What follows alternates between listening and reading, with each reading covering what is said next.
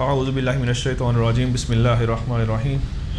علی بھائی دوسرا سوال یہ ہے کہ ایک حسینی ٹائپ اہل حدیث عالم ہے، انہوں نے آپ پر اعتراض کیا کہ آپ خلفائے راشدین کے ناموں کے ساتھ علیہ السلام کیوں لگاتے ہیں؟ ان کے بقول یہ پروٹوکول صرف اور صرف انبیاء علیہ السلام کا ہے یا اہل بیت کا ہے؟ اس کی ذرا وضاحت کریں۔ دیکھیں جی، میں صدقے جاؤں ایسے اہل حدیث علماء سے جن کو یہ بات سمجھ آ گئی ہے۔ اہل حدیثوں کو تو بڑی مشکل سے یہ بات سمجھ آتی ہے کہ علیہ السلام صرف نبیوں اور اہل بیت کے ساتھ لگ سکتا ہے، صحابہ کے ساتھ نہیں لگایا محدثین نے۔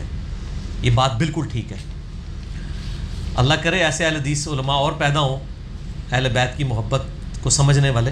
یہ بات بالکل ٹھیک ہے ان کی کہ جو ہمارے محدثین ہیں، امام بخاری ہیں، امام ترمذی ہیں، امام نسائی ہیں، امام ابو داؤد ہیں، انہوں نے حدیث کی کتابوں میں یا تو نبیوں کے ساتھ علیہ السلام لکھا ہے یا اہل بیت کے ساتھ، کسی صحابی کے ساتھ علیہ السلام نہیں لکھا، انکلوڈنگ ابو بکر، عمر، عثمان۔ مولا علی علیہ السلام لکھا ہے صحیح بخاری میں، انٹرنیشنل نمبر کے مطابق 6318 نمبر حدیث ہے تسبیح فاطمہ والی، اس میں امام بخاری نے سیدہ فاطمہ اور سیدنا علی کے ساتھ لکھا ہے علیہم السلام 6318۔ صحیح بخاری میں انٹرنیشنل نمبر کے مطابق 3748 نمبر حدیث ہے 3748، اس میں امام حسین علیہ السلام امام بخاری نے لکھا ہے۔ اسلام 360 جو اینڈرائڈ ایپ ہے حدیث کی، وہ کھول کے دیکھ لیں، آپ کو علیہ السلام مل جائے گا۔ اور یہ صرف امام بخاری نہیں، امام ابو داؤد نے سنن ابی داؤد میں انٹرنیشنل نمبر کے مطابق 4646 نمبر حدیث میں علی علیہ السلام لکھا ہے۔ امام ابو داؤد نے کم از کم 12 مقامات پہ سنن ابی داؤد میں علی علیہ السلام لکھا ہے۔ اور صرف امام بخاری اور ابو داؤد نہیں، امام ترمذی نے مولا حسن حسین کے اوپر جو چیپٹر باندھا ہے جامعہ ترمذی میں، اس میں لکھا ہے فضائل حسن اور حسین علیہم السلام۔ اسی طریقے سے امام نسائی رحمہ اللہ تعالیٰ نے بھی علیہ السلام لکھا ہے سیدنا حسن و حسین کے ساتھ، جو حدیثیں آئی ہیں بڑی مشہور حدیث ہے، نبی علیہ السلام نے خطبے کے دوران روک کے حضرت حسن کو اور حسین کو اپنی گود میں اٹھا لیا۔ یہ حدیث جب سنن نسائی میں آتی ہے انٹرنیشنل نمبر کے مطابق 1414 اور 1142، اس میں انہوں نے ان کے ساتھ علیہم السلام لکھا ہے۔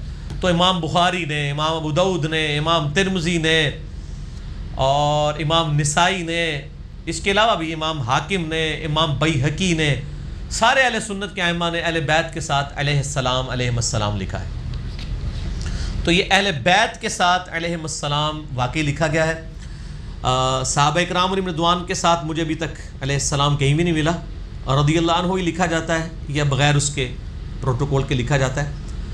میں جو ہوں وہ اجتہاداً حضرت ابو بکر اور عمر اور عثمان کے ساتھ علیہ السلام استعمال کرتا ہوں۔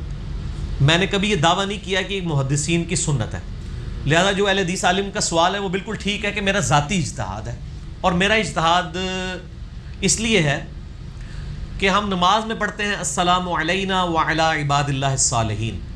بخاری اور مسلم میں حدیث ہے جب تم نماز میں پڑھو گے السلام علینا وعلی عباد اللہ الصالحین، تو اللہ تعالیٰ زمین و آسمان میں جتنے نیک بندے ہیں ان تک تمہارا سلام پہنچا دے گا۔ تو ظاہر نیک بندوں میں انبیاء بھی آتے ہیں، صحابہ بھی، اہل بیت بھی۔ پھر جب ہم عام قبرستان میں جاتے ہیں تو کیا پڑھتے ہیں؟ السلام علیکم اہل الدیار من المؤمنین والمسلمین، جو صحیح مسلم میں حدیث ہے، ایس قبرستان کے رہنے والے مومنین اور مسلمین تم پر سلام ہو، ہم بھی مر کے تمہارے پاس آنے والے ہیں۔ تو ان پہ سلام، عام مردے پہ بھی ہم سلام بھیجتے ہیں۔ ہم جب ایک دوسرے کو ملتے ہیں تو کیا کہتے ہیں؟ السلام علیکم۔ تو یہ سنی شیعہ کا مسئلہ ہی نہیں تھا، یہ سنیوں نے زیادہ اس مسئلے کو خراب کر کے انہوں نے تو اہل بیت کے ساتھ علیہ السلام نکالنے کو بھی، لگانے کو بھی شیعہ کہنا شروع کر دیا۔ اب ہماری دعوت کی برکت یہ ہوگی ہے کہ سنی ہمیں سمجھا رہے ہیں کہ آپ صرف اہل بیت کے ساتھ لگایا کریں، ابو بکر عمر کے ساتھ نہ لگایا کریں۔ تو سر دیکھیں نا، علم تو سر چڑھ کے بولتا ہے نا، پھر علم کی تلوار سے تو پھر سارے لوگ کٹ جاتے ہیں نا۔ تو خوشائن بات ہے، ہمیں اس سوال سے کوئی غم نہیں ہوا، ہم پہ جو اعتراض کیا ہے بالکل جینون اعتراض ہے، میرا اجتہاد ہے۔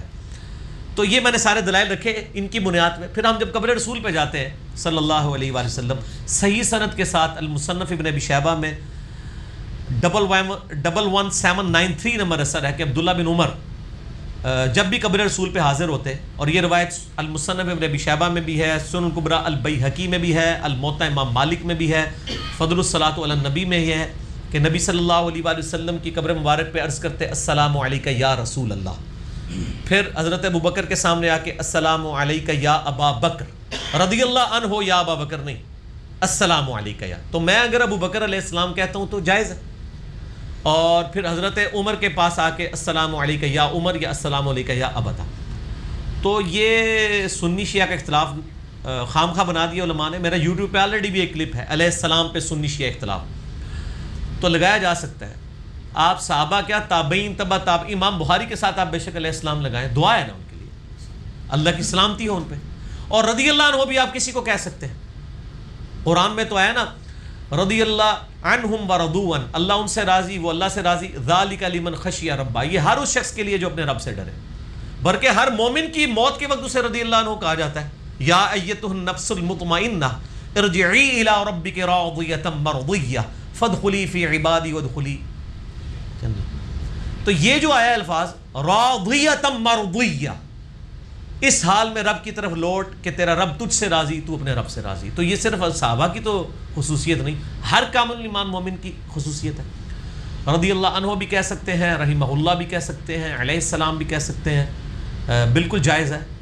اور امہات المومنین کے ساتھ سلام اللہ علیہا کہا جا سکتا ہے، اگرچہ امام بخاری نے صرف حضرت فاطمہ کے ساتھ علیہ السلام لکھا ہے اور کسی کے ساتھ نہیں لکھا، سیدہ عائشہ کے ساتھ نہیں لکھا، اور کسی بیوی کے ساتھ نہیں لکھا، حضور کی بیٹی کے ساتھ ہی لکھا ہے، لیکن اجتہاداً یہ جائز ہے۔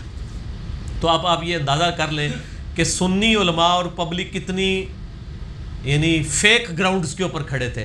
یہ تو کہہ رہے تھے آپ حسین کو علیہ السلام کیوں کہہ رہے ہیں، ان کو پتہ ہی نہیں تھا کہ بخاری میں حسین علیہ السلام ہے۔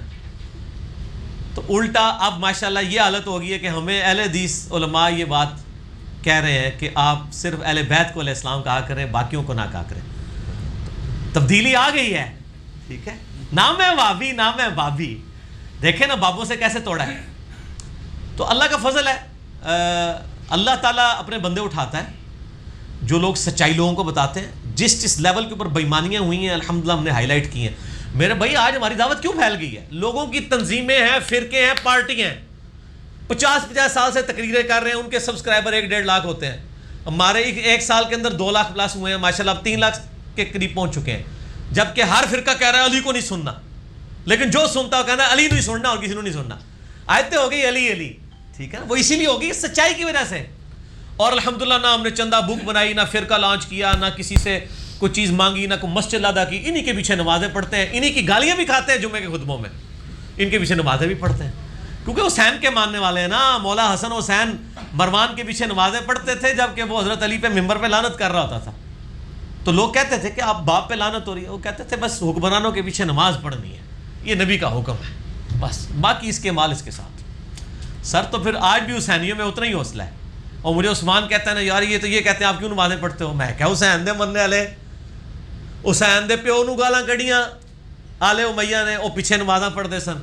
آج کوئی یزید نو رحمت اللہ علیہ کہہ کے حسین نو باغی کہندا ہے سانو تو چھریاں چل دیاں نے، لیکن نمازاں ہی نہ پیچھے پڑھاں گے، نماز تو اللہ اور بندے کا تعلق ہے، وہ تو ہر بندے کے پیچھے ہو جاتا ہے۔ صحیح بخاری میں 695 نمبر حدیث ہے، حضرت عثمان کو جو لوگ شہید کرنے کے لیے آئے تھے باغی، صحیح بخاری میں اس حدیث پہ امام بخاری نے باب باندھا ہے کہ بدعتی اور باغی کے پیچھے نماز درست ہے۔ تو صحابہ نے پوچھا کہ امیر المومنین مسجد پہ باغیوں کا قبضہ ہے اور ہمارے امام آپ ہیں، نماز ہم ان کے پیچھے پڑھیں یا گھر میں پڑھ لیں؟ انہوں نے کہا نہیں، نماز ان کے پیچھے پڑھو، نماز ہی تو نیکی کا ایک ایسا کام ہے اس میں مسلمانوں سے الگ نہ ہو۔ تو حضرت عثمان نے اپنے مخالفین کو مسلمان کہا، لیکن انڈیا، پاکستان، بنگلہ دیش اور صدیوں سے مولویوں نے پٹی پڑھائی، کوئی عبداللہ بن صبا تھا جی، وہ یہودی تھا، حضرت عثمان کیا کریں یہودیوں کے پیچھے نماز پڑھو۔ انہوں نے آل امیہ کی بدماشیوں کو بچانے کے لیے ایک جھوٹا کریکٹر گھڑا۔ عبداللہ بن صبا حضرت علی کے زمانے میں آیا ہے، اس کو مولا علی نے قتل کروایا ہے، عثمان کی شہادت میں رضی اللہ تعالیٰ عنہ علیہ السلام اس کا کوئی دخل نہیں ہے۔ حضرت عثمان سے اختلاف صحابہ کا ہو گیا تھا، اور بیسیکلی اصحاب بدر میں ایسے لوگ شامل ہیں، خود سیدہ عائشہ اور عمار بن یاسر حضرت عثمان کی پالیسیز کے خلاف ہو گئے تھے، اس کی وجہ سے ایک مہم کھڑی ہوئی تھی، وہ کوئی صبائی پارٹی نہیں تھی، ورنہ حضرت عثمان کہتے ہیں ان کے پیچھے نمازیں پڑھو اگر وہ صبائی ہوتے، ٹھیک ہوگا جی۔ آگے چلیں. اچھا علی ابھی یہ جو تفریق ہے کہ علیہ السلام رضی اللہ عنہ و رحمۃ اللہ علیہ، یہ مطلب کچھ کہتے ہیں جی یہ انبیاء کے ساتھ لگانا جھوٹی ہے نا جی سر، ختم ہو گیا. آپ کے علماء نے صدیوں سے آپ کو جھوٹ بتایا ہوا تھا، ہم نے آپ کو دکھا دیا سب کچھ. اب ہم اور کیا کریں؟ آئیڈیالوجی کب سے شروع کی انہوں نے؟ وہ یہ خود کی نا، جب سے روٹی روزی اور مدرسے شروع ہوئے. ورنہ امام بخاری کے زمانے میں یہ مدرسے روٹی روزی اور ایران سعودیہ ہوتے تو اس زمانے میں بھی یہ پنگے شروع ہو جاتے. اس زمانے میں تو نہیں تھے نا، تبھی انہیں کتابوں میں لکھا ہوا علیہ السلام. بعد میں یہ معاملے شروع ہوئے نا، تو ہم تو صرف لوگوں کو بتا سکتے ہیں نا. یہ تفریقات کوئی تفریقات نہیں تھی، یہ بعد میں انہوں نے گھڑی ہیں. اور اس حوالے سے میں بریلویوں کو ایج دیتا ہوں کہ بریلویوں کو اس بات کی سمجھ ہے. بریلوی تو شیخ عبد القادر جیلانی کو بھی رضی اللہ عنہ کہتے ہیں. اور ویسے دیوبند نے المفند میں علماء دیوبند رضی اللہ عنہم لکھا ہے. پبلک نے پٹی پڑھائی ہے اور کسی کو نہیں کہنا، خود یہ کیا ہوا ہے المفند میں. 35 علماء دیوبند کے سائن ہیں انکلوڈنگ اشلی تھانوی صاحب، علماء دیوبند رضی اللہ عنہم. تو کتابوں میں کچھ اور ہیں، ہم میرے بھائی کتابوں میں بھی وہی ہیں اور سامنے نام ہے وابی، نام ہے وابی. ٹھیک ہے، یہ ویسے تکیہ کلام نہ بنا لیا جائے، تھوڑی تھوڑی دیر بعد مزہ آتا ہے، لوگ انجوائے بھی کرتے ہیں اس چیز کو نا. تو یہ اس وقت جھگڑے نہیں تھے، یہ بعد میں بنے، اسی لیے کتابوں میں آپ کو صحیح. اچھا کتابیں مولوی بڑھ گیا جی ایڈی پاکستان تو کتاباں چھاپ رہے جے نا، علیہ السلام انہوں نے کٹ دیتا ہے. اتنے بےمان ہیں، عربی نسخوں میں موجود ہے، اور جو بیروت سے شائع ہو رہے ہیں ان میں موجود ہے. سعودی عرب کے سافٹ ویئر میں علیہ السلام موجود ہے. دنیا کی سب سے بڑی ویب سائٹ حدیث کی کتابوں کی دارالکتب العلمیہ ہے، جن کے پاس کلمی نسخے ہیں بخاری مسلم کے 1000 سال پرانے. ان کے آپ دیکھیں وہ چھپ کے آ رہی ہے، یہاں پہ علیہ السلام لکھا ہوا ہے. sunna.com اہل حدیث کی بہت بڑی انگلش اور عربی میں ویب سائٹ ہے. وہاں پہ بھی آپ دیکھیں ایسی بےمانی کی ہے کہ عربی حدیث جو لکھی ہوئی ہے نا اس میں لکھا ہے علی علیہ السلام، اردو چینل میں لکھا ہے علی رضی اللہ عنہ. نام ہے وابی، نام ہے وابی. نہ وابی بچن گے نہ بابی بچن گے. کتنی بےمانی، اب اس لیول کی بےمانی کہ عربی میں علیہ السلام لکھا ہے، اردو میں رضی اللہ عنہ کر دیا ہے. یہ sunna.com میں بھی کیا ہوا ہے. میں نے بتایا نا sunna.com پہ کئی لوگ یہ کہتے ہیں نہیں لکھا. میں کہا یار عربی اردو تے انگریزی چونکہ تو پڑھنی سی مولوی وڑ گیا ہوتا ہے. مولوی وڑ جائے تو انہوں ایک بندہ ہی کٹ سکتا ہے. کون؟ جڑا نہ بابی ہوئے نہ بابی ہوئے. وہ تسی بھی پڑھ سکتے ہو تو کٹ لینا، گاٹے تو پکڑ کے کٹ لیا کہ بھائی نہ یہ کام نہیں کرنا. sunna.com پہ چلے جائے. اسلام 360 جو اینڈرائڈ ایپ ہے، اللہ بھلا کرے اس نے تو سب کچھ فیل کر دیا نا. اب تو لوگ اسلام 360 کھولتے ہیں. وہ زید بھائی میرے پاس آتے رہتے ہیں ماشاءاللہ، ملاقات میں رہتے ہیں، مجھ سے مشورہ کر کے چلتے ہیں، اللہ ان کو جزائے خیر دے. تو انہوں نے جو اسلام 360 میں جتنی حدیث کی کتابیں ڈالی ہیں ان میں سب میں علیہ السلام موجود ہے. ان کا اپنا طرح نکل گیا. میرے پاس ہے، مجھے کہتے ہیں علی بھائی آپ علیہ السلام 4 گھنٹے میرے ساتھ نشست ہوئی. تو اٹھتے بعد مجھے کیا کہتے ہیں یار مجھے سنی ہونا چاہیے یا شیعہ ہونا چاہیے، حالانکہ وہ اہل حدیث ہے خود. تو میں جو بات کرتا تھا میں کہتا تھا کھولو اپنی اسلام 360 اور دیکھو حسین علیہ السلام 3748 صحیح بخاری. علی بھائی لکھا ہوا ہے، ہمارے علماء کیوں نہیں بتاتے؟ میں کہ اللہ دے بندو تو آڈے علماء دے چندے نے وہ کیوں دسن گے؟ وہ تو آپ کو یہ بتائیں گے حسین علیہ السلام کا تو یہ ایران کے ساتھ نہ کہیں دوستی ہو جائے. وہ تو آپ کو یہ پڑھائیں گے، سچائی تو نہیں بتائیں گے. اور آپ کو پتہ ہے علماء یہود کا کردار ہمارے علماء نے بھی ادا کیا ہے. بخاری مسلم حدیث ہے تم میں وہی خرابیاں پیدا ہوں گی جو اگلے لوگوں میں ہوئی تھی، قدم با قدم بالشت بر بالشت، حتیٰ کہ ان میں سے کوئی گوہ کے سوراخ میں داخل ہوا تم بھی وہی کام کرو گے. چاہے عقیدہ توحید کی خرابیاں ہوں وہ بھی اس امت میں اسی طریقے سے آ رہی ہیں، اور علماء کا کردار احادیث کو بدلنے کا اور یہ معاملات کرنے کا یہ بھی اسی طریقے سے. لیکن ظاہر اللہ نے اپنا دین تو بچانا ہے نا، اس کے لیے بندے اٹھانے ہیں. وہ تو اللہ نے سورۃ المائدہ میں کہا ہے، صحابہ کو کہہ دیا کہ اگر تم دین کا کام نہیں کرو گے اللہ تمہیں ختم کر کے نئی قوم اٹھائے گا. وہ کسی ملامت کرنے والے کی ملامت کی پرواہ نہیں کریں گے. تو سر انجینئر محمد علی مرزا صاحب نے کسی کی ملامت کی پرواہ نہیں کی ہے، سنی ہو کے سچائی بیان کی ہے. ٹھیک ہے نا؟ تو ملامت کرنے والے کی پرواہ نہیں کریں گے، اللہ تعالیٰ سے بندے اٹھائے گا انشاءاللہ. اور وہ چندے بھی نہیں آپ سے مانگیں گے، فری کریں گے، آپ کو اپنی جیب سے پمفلٹ دیں گے، یہ بھی ان کی نشانی ہوگی. علی بھائی اگلا سوال ہے سورہ مائدہ آیت نمبر 15 قد جاءکم من اللہ نور و کتاب مبین کے تحت بریلوی علماء نبی علیہ الصلوۃ والسلام کو نور ثابت کرتے ہیں. آپ کا اس حوالے سے کیا موقف؟ بالکل صحیح ثابت کرتے ہیں جی. نام ہے وابی، نام ہے بابی. اور یہ ایک بدعتی مولوی سعودیہ میں بٹھایا ہوا ہے بڑا مشہور ہے حاج عمرے پہ، وہ اردو میں نا، وہ میں نام نہیں لیتا اس کا چونکہ میں نے اسے بدعتی کہا ہے، یقیناً وہ بدعتی ہے. تو اس نے وہاں پہ نا بیٹھ کے نا یہ کتاب، مجھے یاد آ گیا میں حج پہ 2007 میں گیا نا، تو وہ اس کو یہ پرچی یہی نا کہتا ہے نہیں یہ تو احمد بریلوی نے ابھی گھڑا ہے. قد جاءکم من اللہ نور و کتاب مبین، سورۃ البائدہ کی آیت نمبر 15 میں جو ہے نا وہ نور سے مراد بھی قرآن ہی ہے اور کتاب سے مراد بھی قرآن ہی ہے. اور اس کی پوری کوشش ہوتی ہے کہ بریلوی اور شیعہ کو غلط ثابت کیا جائے. اہل حدیث کے وہ سخت خلاف ہے لیکن بولتا نہیں کیونکہ ان سے چندہ لے رہا ہوتا ہے. وہاں بیٹھا جو ہوا ہے وہ خود دیوبندی. تو حالانکہ اسلام کی پہلی تفسیر قرآن کی جو لکھی گئی ہے پہلے 300 سال میں، امام ابن جریر الطبری المتوفا 310 ہجری، جو بخاری مسلم کے زمانے کے ہیں، اس کو تفسیر طبری اور تفسیر ابن جریر بھی کہا جاتا ہے. حافظ ابن کثیر نے ٹوٹل چھاپا مارا ہوا ہے ابن جریر کا، اصل میں ایفرٹ اس کی ہے. ابن کثیر تو آئے ہیں 774 ہجری میں فوت ہوئے ہیں. ابن کثیر سے بھی 500 سال پہلے ابن جریر ہیں ایک. اور حافظ ابن کثیر نے بےایمانی نہیں کی ہے، وہ جگہ جگہ لکھتے ہیں کہ میں نے جو کچھ لیا ان سے لیا ہے ابن جریر سے. ابن کثیر کو مشہوری اس لیے مل گئی کہ ان کو اہل حدیث نے گود لے لیا. اگر کوئی فرقہ کسی امام کو گود لے لے نا تو وہ امام پھر اٹھ جاتا ہے. ابن تیمیہ کو اہل حدیث نے گود میں لے لیا تو اٹھ کے، پہلے تو ان کا اس طرح نام نہیں تھا. تو ادروائز جو اہل سنت کے بڑے ائمہ ہیں نا وہ ہیں ابن جریر، تفسیر طبری ان کی. اس میں انہوں نے اس آیت کی تفسیر میں لکھا ہے کہ یہاں نور سے مراد نبی علیہ السلام ہے اور نبی علیہ السلام نور ہدایت ہے. وہ جو نور بشر والا مسئلہ جو بریلویوں نے اٹھایا ہوا نا وہ تو باطل ہے مسئلہ. وہ تو فرشتے نور سے ہیں، انسان مٹی سے ہیں اور جن آگ سے. صحیح مسلم میں حدیث ہے. نبی علیہ السلام بشر ہیں، افضل البشر ہیں، اور نبی علیہ السلام کی فضیلت بشر ہونے میں ہے. آپ مٹی سے پیدا ہوئے ہیں لیکن آپ روحانی طور پہ اس اعتبار سے نور ہدایت ہیں جو قرآن میں ہے انا ارسلناک شاہدا و مبشرا و نذیرا و داعیا الی اللہ باذنہ و سراجا منیرا. نبی علیہ السلام وہ سورج ہیں جو لوگوں کو روشن کر دیتا ہے. تو قرآن نے خود کہا ہے کہ آپ صرف نور نہیں ہے، ایسا نور ہے جو دوسروں کو بھی روشن کرتا ہے، نور ہدایت. وہ تو بخاری مسلم بھی نور ہدایت ہے. تو قد جاءکم من اللہ نور و کتاب مبین میں نور کو نبی علیہ السلام کی طرف منسوب کرنا، یہ اس معاملے میں بریلوی بالکل ٹھیک ہے اور اہل حدیث اور بعض دیوبند کا موقف غلط ہے. سلف کا یہی موقف ہے جو میں نے بیان کیا. ٹھیک ہو گیا جی.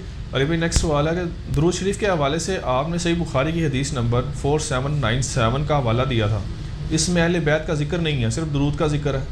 پلیز اس حدیث کا ریفرنس بتائیں. ہاں جی، میرے قریب چڑھا ہوا ہے درود اور اہل بیت کے دشمن.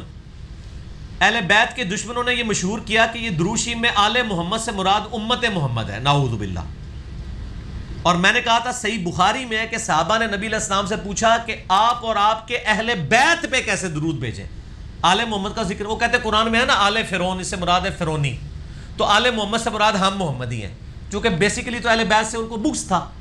تو بخاری انہوں نے کھول کے کہاں پڑھنی تھی، وہ تو انجینئر صاحب نے دریافت کی ہے نا. اچھا بخاری شریف میں نے ہی آگے دریافت کی ہے کہ پہلے سے تھی؟ پہلے سے تھی، لیکن نہ میں وابی نہ میں وابی، یہ آدھی آدھی باتیں کرتے تھے. صحیح بخاری میں نبی علیہ السلام سے خود پوچھا گیا آپ اور آپ کے گھر والوں پہ کیسے درود پڑھیں، آپ کی امت والوں پہ نہیں. ان بےایمانوں نے کہا آل محمد سے مراد تو پوری امت ہے، وہ قرآن میں آل فرعون یہ وہ اینج فارمولے بنانے شروع کر دو تو بہت بناؤ گے. نبی علیہ السلام کو پوچھ لو نا کہ آل محمد کون ہے درود شریف میں. صحیح بخاری میں نے کیا بتایا تھا نمبر 4797. 4797 نمبر جو ہے نا میرے بھائی، اس والے طریق میں اہل بیت کے الفاظ نہیں ہیں، لیکن جو اس کا دوسرا طریق ہے نا، یہ دیکھیں بخاری میں یہ میں نے اس لیے کوٹ کیا تھا اس والے طریق کو کہ ان اللہ و ملائکتہ یصلون علی النبی میں یہ آتا تھا. تو درود ابراہیمی آپ علیہ السلام نے سکھایا. اس کا ایک طریق 3370 بھی ہے بخاری میں. یہ عربی نسخوں میں تو انہوں نے لکھا ہوتا ہے. جو 3370 ہے نا، میں وہ پڑھ کے آپ کو بتاتا ہوں. اس میں واضح صحابہ نے اہل بیت کا ذکر کیا ہے. 33 صحیح بخاری 3370. لو جی یہ آ گیا جی 3370. صحابہ کرام پوچھتے ہیں نبی صلی اللہ علیہ وآلہ وسلم سے، فقلنا یا رسول اللہ صلی اللہ علیہ وآلہ وسلم کیف الصلاۃ علیکم اہل البیت. ہم آپ علیہ السلام پر اور آپ کے اہل بیت پہ کیسے درود پڑھیں؟ امت محمد نہیں، اہل بیت اور دشمنوں، اہل بیت پہ کیسے دروشی پڑھیں؟ فَإِنَّ اللَّهَ قَدْ عَلَّمَنَا كَيْفَ نُسَلَّمْ، جبکہ آپ صلی اللہ علیہ وسلم کے ذریعے اللہ نے ہمیں سلام تو سکھا دیا ہے، السلام علیکہ ایھا النبی، نماز میں آپ درود سکھائیں جو آپ کو اور آپ کے اہل بیت پہ پڑھیں۔ قال، نبی علیہ السلام نے فرمایا، قولوا، تم کہو، اللہم صلی علی محمد وعلی آل محمد کما صلیت علی ابراہیم وعلی آل ابراہیم انک حمید مجید، اللہم بارک علی محمد وعلی آل محمد کما بارکت علی ابراہیم وعلی آل ابراہیم انک حمید مجید۔ تو آل محمد سے درود میں مراد اہل بیت ہے، اور وہ صحیح مسلم میں غدیر خم کی 4 حدیثیں ہیں 6225 سے لے کے 6228 تک کہ اہل بیت کون ہیں۔ زید ابن ارقم کہتے ہیں کہ اہل بیت، پوچھا گیا کیا نبی کی بیویاں اہل بیت ہیں؟ انہوں نے کہا نبی کی بیویاں اہل بیت ہیں، لیکن جن اہل بیت کا ذکر نبی علیہ السلام نے خصوصیت سے کیا ہے وہ نبی کی بیویاں نہیں، بلکہ اس اہل بیت سے مراد آل علی، آل عقیل، آل عباس اور آل جعفر ہیں۔ صحیح مسلم 6225 سے لے کے 6228 تک۔ نہ میں وابی، نہ میں وابی، نہ میں سنی، نہ میں شیعہ، میں مسلمان، اگے ڈرو۔ اچھا علی بھائی، اس میں نا صحیح بخاری کے اندر ہی تھوڑا سا یہ بتا دیں کہ اگر ایک حدیث آپ نے بیان کی ہے اس کے نیچے 2-4 اس کے مزید ترک بھی لکھے ہوتے ہیں، وہ بھی ذرا عوام کو بتا دیں۔ ترک کیا ہوتے ہیں؟ یہ حدیث کے دیکھیں بچے کو پتہ لگ گیا، طریق، ترک۔ طریق کہتے ہیں ایک جو چین چلتی ہے حدیث کی، ترک اس کی جمع ہے۔ یہ واقعی ایسا ہوتا ہے، بعض اوقات بخاری میں ایسی حدیثیں بھی ہیں ایک حدیث کے 8 ترک آئے ہیں۔ مسلم شریف میں تو 8 کے 8 اکٹھے ہوتے ہیں، بخاری میں وہ سکیٹرڈ ہوتے ہیں۔ تو جب ہم کہتے ہیں بخاری میں حدیث ہے، بعض اوقات اس نمبر پہ وہ حدیث تو ہوگی، شاید وہ الفاظ نہ ہو۔ جیسے حضرت ابوبکر کا خطبہ بخاری شریف میں 5-6 جگہ آیا ہے نبی علیہ السلام کی وفات پہ۔ کسی جگہ پہ آیا کہ انہوں نے خطبے میں پڑھی ہے انکا میتون و انہم میتون، انہم میتون، اور کسی جگہ آیا کہ انہوں نے آیت پڑھی ہے وما محمد الا رسول قد خلت من قبلہ الرسل۔ لیکن جب میں وہ حدیث بیان کرتا ہوں میں دونوں آیتیں بیان کرتا ہوں، وہ آپ کو جمع کرنی ہوگی۔ اور یہ عدم ذکر اور طریق جو ہے نا، یہ قرآن میں بھی ایشو ہے۔ قرآن میں قصہ آدم اور ابلیس کتنی دفعہ ہے؟ 7 دفعہ، 7 کے الفاظ مختلف ہیں، آپ کو جمع کر کے ایک سٹوری بنانی پڑتی ہے۔ سورہ بقرہ میں دعا ہی نہیں آئی ربنا ظلمنا، سورۃ الاعراف میں آئی ہے ربنا ظلمنا، لیکن سورۃ الاعراف میں پیچھے والا ذکر موجود نہیں ہے کہ ہم نے فرشتوں، اس سے پہلے کہ میں زمین میں خلیفہ بنانے والا ہوں، اس کا ذکر سورۃ البقرہ میں ہے۔ ٹھیک ہے جی، اس طریقے سے کچھ چیزیں جو سورۃ الحجر میں ذکر ہوئی ہے۔ اچھا 6 جگہ یہ آیا کہ فرشتوں کو حکم ہوا، سب نے سجدہ کیا سوائے ابلیس کے، اس سے تو لگتا ہے کہ ابلیس بھی فرشتہ تھا۔ لیکن سورۃ الکہف میں آیا کان من الجن ففسق عن امر ربی، وہ جن تھا۔ اگر سورۃ الکہف میں قصہ آدم اور ابلیس نہ ہو تو 6 دفعہ پڑھنے سے تو انسان کو سمجھ ہی نہیں آتی۔ وہ تو سمجھ آتی ہے کہ فرشتوں کو حکم ہوا تو ابلیس نے بھی انکار کیا، باقی سارے فرشتے گر پڑے۔ وہ تو سورۃ الکہف نے بتایا کہ فرشتوں کو جو حکم ہوا تھا اس میں وہ ایک جن بھی شامل تھا، 6 جگہ سے تو پتہ ہی نہیں چلتا۔ تو اس طرح کا عدم ذکر تو قرآن میں بھی ہوتا ہے، تو حدیثوں میں آ جائے تو کوئی مسئلہ نہیں۔ ٹھیک ہو گیا۔ اگلا سوال ہے، آپ نے سیدنا حسین علیہ السلام کے حوالے سے کہا کہ انہوں نے عصر کی نماز نبی علیہ الصلوۃ والسلام کے ساتھ جنت میں ادا کی، کیا جنت میں بھی نماز کا کوئی کنسپٹ ہے؟ اور کب یار دیکھو کیسی کیسی گلا پکڑ دے رہے۔ اصل میں نے تازہ طارق جمیل صاحب کی ایک تقریر سنی تھی، اس میں انہوں نے کہا کہ حسین علیہ السلام نے ظہر کی نماز کربلا میں ادا کی اور عصر کی نماز نبی علیہ السلام کے ساتھ۔ تو سر ہم نے بھی محبت میں کہہ دیا، لیکن ہم محبت میں بھی کہتے ہیں نا تو علمی دلائل کے ساتھ کہتے ہیں، ہم اس کو ثابت بھی کرتے ہیں۔ سنن ابن ماجہ میں ایک روایت ہے کمزور سند کی، لیکن اس کی صحیح سند جو ہے نا المستدرک للحاکم میں ہے، صحیح ابن حبان میں ہے، امام حاکم نے بھی صحیح کہا، امام ذہبی نے بھی صحیح کہا، اور مشکات المصابیح میں عذاب قبر والا جو چیپٹر ہے اس میں بھی حدیث ملے گی، اور شیخ زبیر صاحب نے لکھا ہے کہ حاکم کی روایت بالکل صحیح ہے کہ جب کوئی شخص مر کے قبر میں رکھا جاتا ہے نا تو اس کو عصر کی نماز کا وقت دکھایا جاتا ہے۔ فرشتے اس سے سوال کے لیے آتے ہیں، وہ کہتا ہے فرشتوں 1 منٹ مجھے نماز پڑھ لینے دو، یعنی نماز ایسی اس کے دماغ پہ سوار ہوتی ہے۔ یہ ویسے آپ نے ویسے روایت سنی ہوگی عموماً کہ وہ سورج غروب، اور یہ روایت صحیح، جنیاں گلاں سنی ہیں ساری غلط رہی نے، کچھ صحیح بھی ہے جی۔ تو یہ صحیح روایت ہے کہ وہ قبر میں اس کو عصر کا وقت دکھایا جاتا ہے، تو وہ کہتا ہے مجھے نماز پڑھ لینے دو۔ باقی انبیاء کے بارے میں تو صحیح مسلم میں 2 حدیثیں ہیں کہ موسیٰ علیہ السلام کو نبی علیہ السلام نے شب معراج قبر میں نماز پڑھتے ہوئے دیکھا، ہوا قائم یصلی فی قبری، وہ نماز پڑھ رہے تھے کھڑے ہو کر. اور امام بیہقی نے ایک پوری کتاب لکھی ہے حیات الانبیاء فی قبورہم، نبی اپنی قبروں میں زندہ ہیں، دنیاوی زندگی سے نہیں، آخرت کی زندگی سے.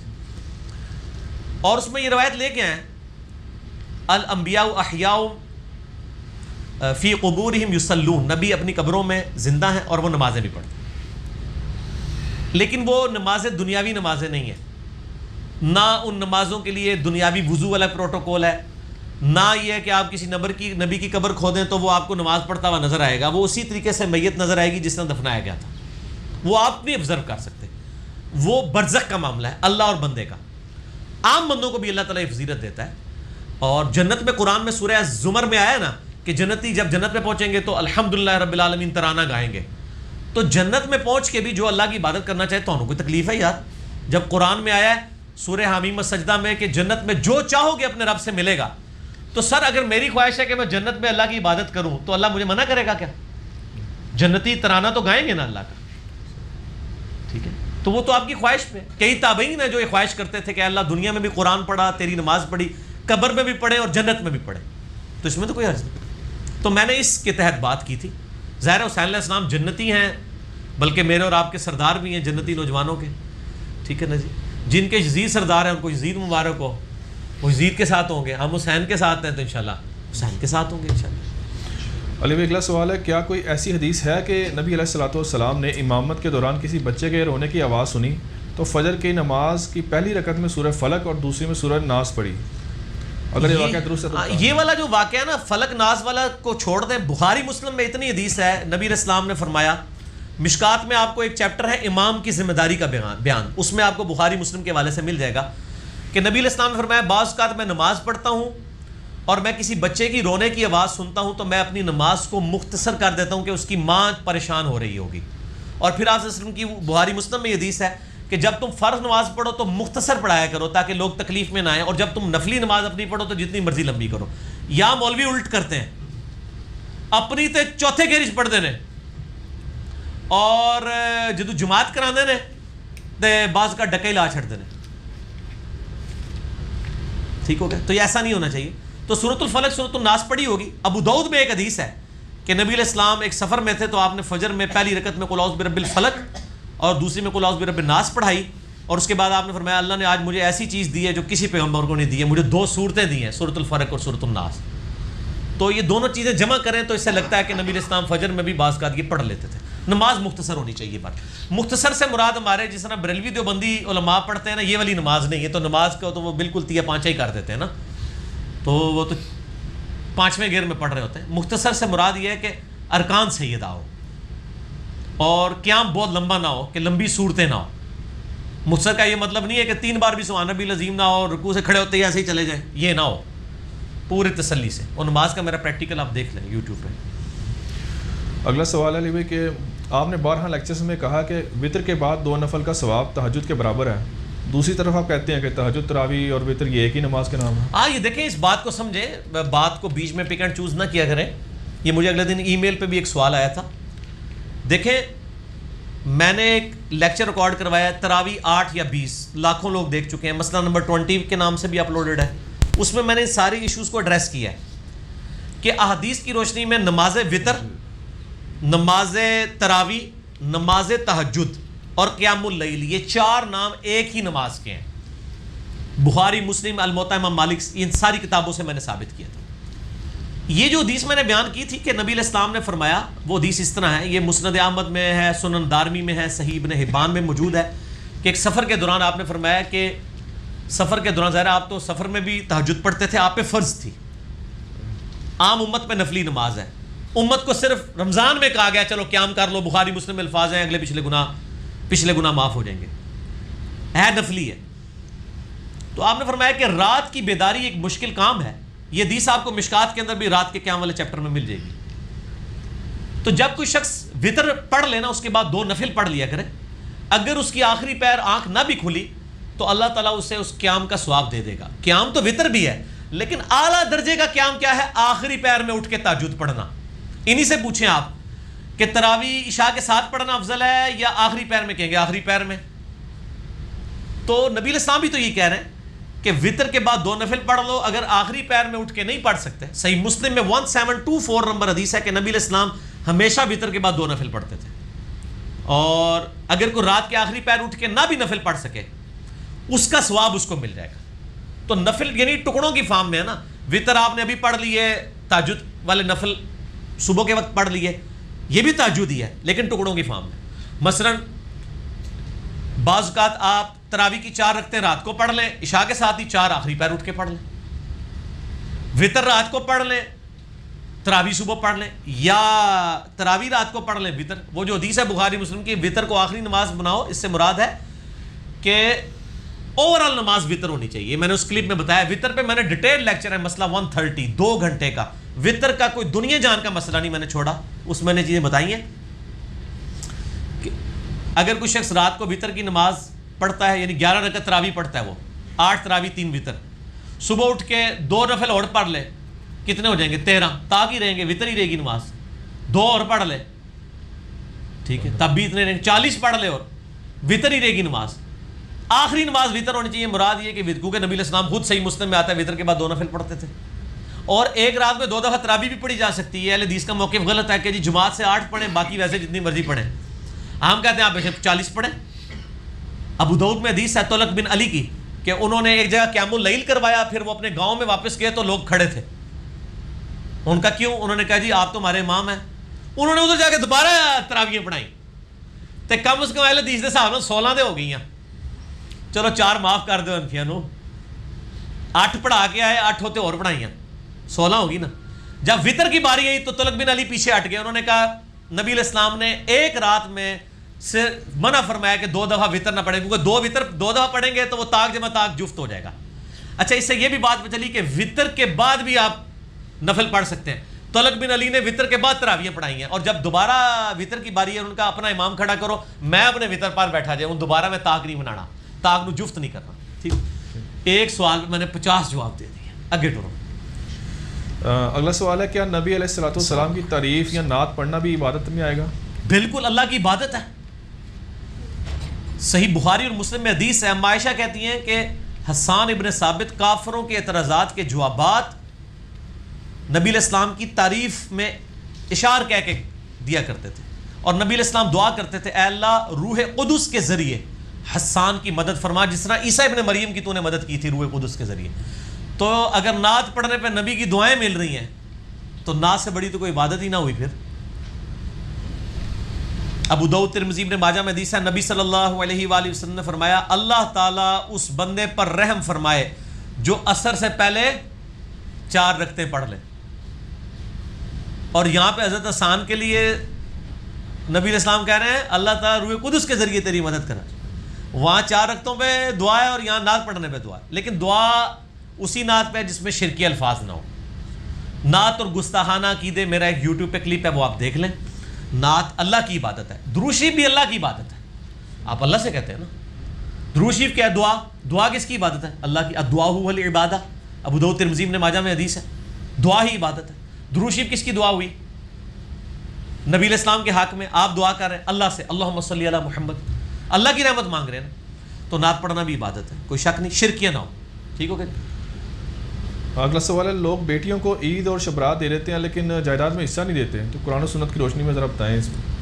اس لیے نہیں دیتے کہ یہ لوگ مسلمان ہی نہیں ہوئے. انڈیا پاکستان کے لوگ، اسلام نے ان کو قبول کر لیا ہوا ہے، اسلام کی مہربانی ہے. انہوں نے اسلام قبول ہی نہیں کیا صحیح طریقے سے. یہ اپنی مرضی والا اسلام قبول کرتے ہیں. چونکہ ہندوؤں کے ساتھ رہے، عورتوں کو انہوں نے پاؤں کی جوتی بنا کے رکھا. حالانکہ ہندو تو اس لیول پہ نہیں کرتے تھے جو مشرکین عرب کرتے تھے عورتوں کے ساتھ. نبی علیہ السلام نے وہاں پہ بھی دعوت بلند کی. اور دیکھیں صحابہ کرام نے کس طریقے سے. پھر سن نسائی میں حدیث ہے ماں کے قدموں کے نیچے جنت ہے. چھوٹی بات ہے. صحیح مسلم میں حدیث ہے جس نے 2 بچیوں کی پرورش کی اور حتیٰ کہ ان کی شادی کی صحیح طریقے سے، وہ جنت میں جائے گا ان کے سبب سے. اتنی فضیلتیں آئی ہیں. تو لیکن یہ عورتوں کو حق نہیں دیتے. اسی وجہ سے پھر ہماری عورتیں جو ہیں وہ پھر غیر مسلموں کی سازشوں کے ہتھے چڑھ جاتی ہیں اور وہ کہتی ہیں عورتوں کو حقوق دیں. تو کسی حد تک صحیح کہہ رہی ہیں، حقوق تو کوئی نہیں مل رہے ہیں عورتوں کو. اور ایسی بدماشی کرتے ہیں بڑے بھائی، وہ کہتے ہیں جی بہنوں نے بخش دیا ہے. اس طریقے سے بخشوایا جاتا ہے. اس کا طریقہ یہ ہے کہ آپ اپنی بہن کو کہیں کہ یہ ہے بہن صاحب آپ کے 10 لاکھ روپے والد صاحب کی طرف سے، یہ آپ رکھیں. جب وہ پکڑ لے پھر اس کو کہ آپ یہ مجھے دے دیں. میں تک نہ کیڑی بہن تو انہوں نے دے دی ہے. وہ انگور کھٹے ہیں، اور بہنوں کو پتہ ہے کہ انہوں نے دینا کوئی نہیں تھے، ہمیں بگاڑ بھی لئیے. دینا تو بھائیوں نے کوئی نہیں ہے تو بگاڑ بھی لیں، اس لیے وہ معاف کر دیتی ہیں. آپ ان کے ہاتھ میں دیں، میں دیکھتا ہوں کون سی بہن معاف کرتی ہے. وہ بیچاریوں کو ملنا ہی نہیں ہوتا، وہ کہتی ہیں بھائیوں سے بھی نہ جاتی رہیں. تو یہ حرام ہے. اسلام نے تو حکم دیا. یہ عیدیاں شیدیاں اسی لیے دیتے ہیں میرا اللہ کہ شاید کہہ دیں قیامت الدین بخشوا لیں گے. میرے ایک دوست مجھے بتانے لگے، کہتے ہیں کہ میرے سسر نے لاکھوں کی جائیداد اپنے 2 بیٹوں کے نام کر دی ہے، اور ان کی 5 بیٹیاں ہیں، ان کو کچھ بھی نہیں دیا. اب مر جائیں گے تو وراثت تقسیم ہی نہیں ہونی، وہ بیٹوں کے نام ہے. تو کہتے ہیں ان کے بڑے بیٹے نے ان کو قائل کیا کہ ابا جی ਧੀਆਂ ਜਿਹੜੀਆਂ ਹੁੰਦੀਆਂ ਨੇ ਬੜੇ ਨਰਮ ਦਿਲ ਹੁੰਦੀਆਂ ਨੇ, ਕਿਆਮਤ ਦਿਨ ਤੁਹਾਨੂੰ ਮਾਫ ਕਰ ਦੇਣਗੀਆਂ, ਤੁਸੀਂ ਸਾਡੇ ਨਾਂ ਲਾ ਦਿਓ. کوئی نہیں معاف کرنگیاں ابا جی. قیامت والا دن تو لوگ کہیں گے مجھ سے میرے بیوی بچے ماں باپ لے لو، مجھے چھوڑ دو. یہ لگ پتہ جائے گا تمہیں یہ ظلم کر رہے ہیں. اور بالکل بچیوں کو ان کا حصہ دینا چاہیے. اور یہ کہنا جی ہم نے جہیز دے دیا تھا. اب وراثت تو مرنے کے بعد تقسیم ہوتی ہے، جہیز تو گفٹ ہے. آپ اپنی مرضی سے دینا چاہتے ہیں ضرور دیں. بیٹوں کو بھی اگر گاڑی نہیں نکلوا کے دی ہے تو بیٹی کو کچھ زیور پہنا دیا، اس میں کیا حرج ہے؟ گفٹ ہے. جہیز مانگنا غلط ہے کہ وہ لڑکے والے مانگیں. اپنی مرضی سے کوئی دیتا ہے ضرور دیں. باقی یہ جو جہیز لعنت اس اعتبار سے ضرور ہے کہ آپ کسی سے ڈیمانڈ کریں، زیادتی ہے لڑکے والوں کی طرف سے، یہ نہیں ہونی چاہیے. تو یہ برابر کا حصہ اپنی زندگی میں دینا چاہیے. صحیح بخاری میں حدیث ہے، نبی علیہ السلام کے پاس ایک صحابی آیا، اس نے کہا میں نے اپنے ایک دوست اپنے بیٹے کو ایک غلام ہبہ کیا ہے. آپ فرمایا باقی بیٹوں کو بھی کیا ہے؟